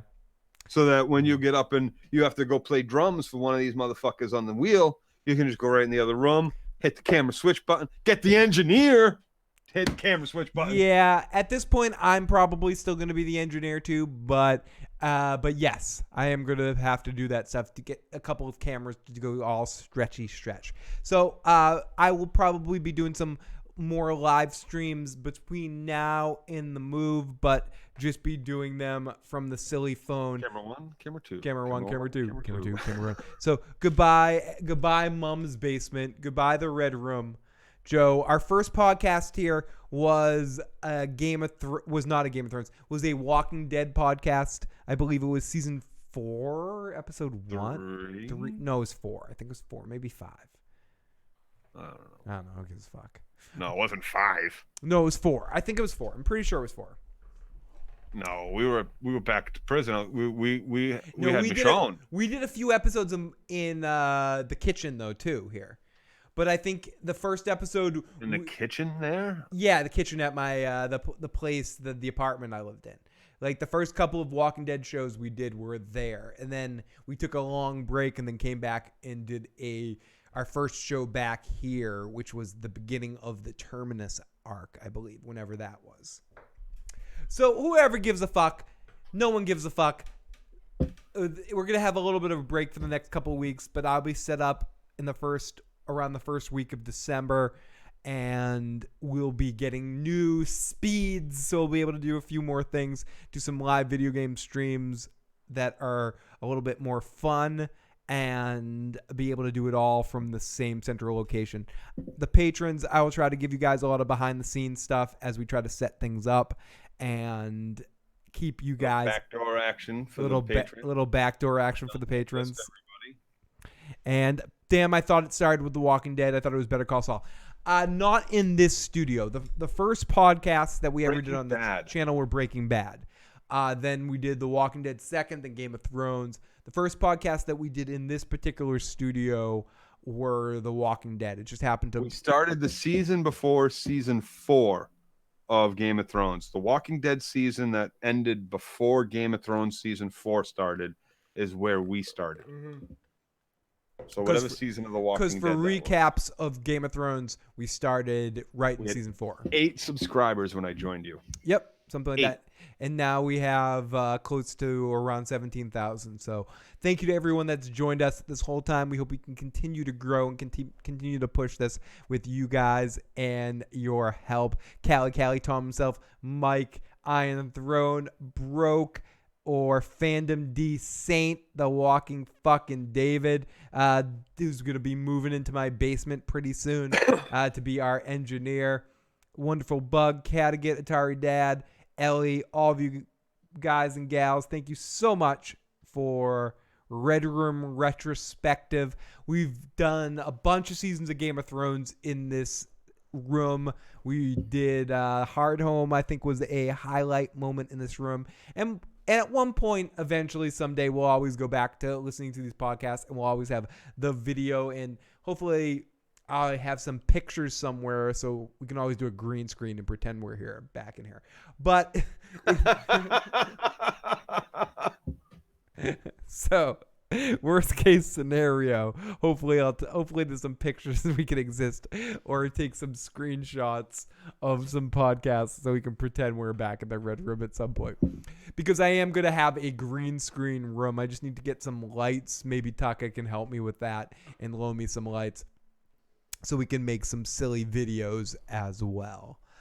So backdoor action. Get the shine box, motherfucker. Great jobs. Lift your drinks one last time for the Mum's Basement. Everyone, toast your drinks. I'm out of a drink. I need to get some more drink, but one more, whatever you're drinking. Cheers. Water. Cheers for the Mum's Basement. We're actually going to be in the basement soon, which is funny that we call this the Mum's Basement, but we're going to actually be in a basement. Be in a basement soon. And yes, I'm going to have a green screen room that I'm going to set up to do some pre-recorded videos and hopefully some live stuff too with green screen, but at least definitely some pre-recorded stuff. Get Joe over, and I got a green screen that I got that just slides in behind me. Yeah. Never set it up though. Yeah. Maybe I'll borrow that. I don't know how to do any of that stuff. Like, I know how to set the green screen up. I just don't know how to do any of the stuff that, We'll figure that shit out and definitely do some cool stuff in that room. So yeah, we're gonna have a sex basement. It's gonna be fun. Is the new? It's gonna be what's her name's East Coast Dungeon. Oh, Timo's East Coast. East Coast Dungeon. Yeah, Timo will be renting out space in the dungeon, as she always does. So, Joe, will this new room have a Funko section? I don't know. Maybe the people who buy your house will be fans and let you do the podcast from the Red Room. No, they're painting the Red Room. They're changing it all up. No sandwiches allowed. No sandwiches allowed. They actually came into the house recently to do a quick little walkthrough, and they demanded no sandwiches to be used in the house. You know what I did? I said, fuck you, and I started eating some more sandwiches just to go fuck yourself. So I still don't know how the new studio is going to be set up yet, Joe. It's a little weird because I have the main room, which I theoretically want to have the desk where we have the podcast and a couch with a television to be able to watch things live and play video games live from the same table. So we're going to have an odd setup. When we start to move things in, I'm going to have you over and we're going to figure this out because I want to be able to easily have guests and have this shit together. We got to do this shit together and set things up. So yeah. And yeah, there's going to be a room for that. Iron Throne, of course. And then everyone who accidentally or on purpose checked out the live stream that Craig and I did with our new band Two Piece Trip. And Joe did a little design for us that we showed on that. It's the thumbnail of that video. But thank you for checking that out. You did what? We Craig and I did a live music thing on the channel on Thursday evening where we played our set for our first show. We streamed our practice, and we're gonna set up our own YouTube channel and start streaming practices and do that a little bit more often for people that are into that. But for some people that check that out, we kept the video. The video is unlisted now. I was about to say, I don't see no video. No, it's unlisted. There are ways to find the video. I'm not telling you how to find it exactly because it's unlisted. We're not tight. There's a couple of fuck-ups, but we played live. And for the people that check that out, we really do appreciate that. And there are ways to find it. I'm not telling you exactly how, but there are ways to find it. Yeah, I'm not finding it. That didn't work. Two-piece bikini. You're going to record shit from the phone until then. Yes, this isn't the only time I'll stream in the next 2 weeks. Or I'm moving on the 30th is moving day, Joe. So we're breaking things down tomorrow, and I'm putting the whole studio in the box. But we're moving on the 30th, so this week is Thanksgiving, and then the following week I will be packing things up and moving really quickly. Been starting to move things in the basement into the garage early. But I will still have sort of a portable studio situation. So I may do some actual streams. We'll see how things go. But mostly anything that I do between now and the beginning of December will be the silly, ridiculous phone streams with a selfie stick. And maybe and I got to watch Vikings because I don't have History Channel. We've disconnected our cable already. And I don't have History Channel. So I'll be stealing Vikings and talking about that the next day. So maybe Joe and I can hang out and talk about it. You don't need to steal it. Oh, we'll figure it out. Just download the AMC app and use my login information, dude. Excuse me, Phil. I guess you'd still be stealing it, but you don't have to go hunting for it. Address for housewarming gifts. We have a P.O. box. That's P.O. Box 236, Marblehead, Mass. 01945. You can find that in the description box below or on Twitter. So yeah, if you want to send us any housewarming gifts, you can absolutely do that to that P.O. box. Why didn't you use the pink? I'm just noticing your Pink Floyd band history. Why didn't you use? I have a photo of Lee's. It was before the Lee painting. It was before that came out, but it was after that video came out, I believe. Huh? Did you? You mean the one that was on my wall? Yeah, the one. I have a picture of that. I didn't know you had a picture of that. It's on my Facebook page. I'm sitting right next to it. I have to look at this. I didn't know you had pictures of the old basement. See, we could use that just a couple. We could use that for a green screen for the new studio. It's at an angle. You'd have to cut it and blow it up or whatever. PNG so it doesn't all fuck up or whatever you got to do. But there's at least one picture of it. I can do that shit. Oh yeah, have a happy Thanksgiving, Phil in the motherfucking chat. Maybe I'll do a live stream for my family's Thanksgiving for silly shit like that. But yes, we will be doing some streams between now and then. But starting with Vikings at some point, and then Joe and I really are starting to get into Game of Thrones. We're going to do something this week, And I guess we could maybe try to do something before then, but I'd rather just wait till the new place and set that all up. And Joe and I are going to do a catch-up podcast where we talk about all the characters that we didn't do individual podcasts on. And then we're going to anticipate the new trailer and the new images to come out and just be ready for things to get started. I can't wait for that. And True Detective Season 3's as starting. We're going to get into watching that. Matt's going to be coming over to do some more Soprano episodes. And Joe and I also want to get into talking some Star Trek The Next Generation for people into that leading up to Captain Picard. We'll pick some more silly shows along the way and taking requests, and especially from our patrons and from our super chatters. So too many Vikings. Yep. So everyone, I think now's a good a time as any to start to wrap things up one last time. Joe from the Red Room, thank you so much, buddy. You guys have been awesome.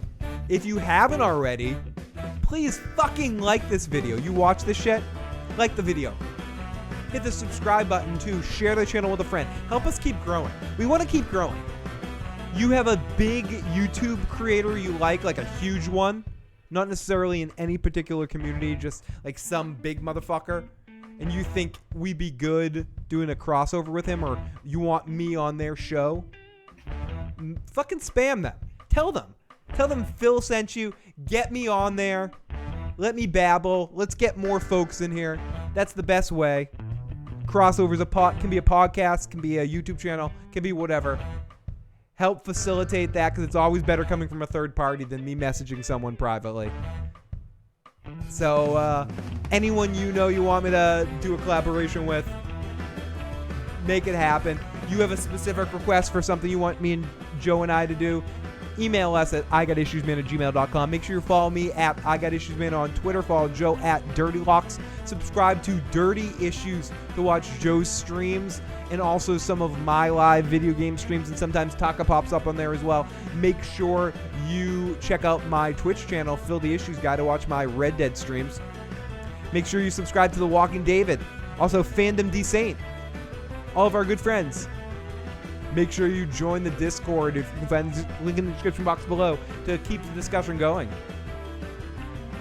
Make sure you, keep helping us out. Keep helping us go. And we'll talk to you next time. Bye, Joe.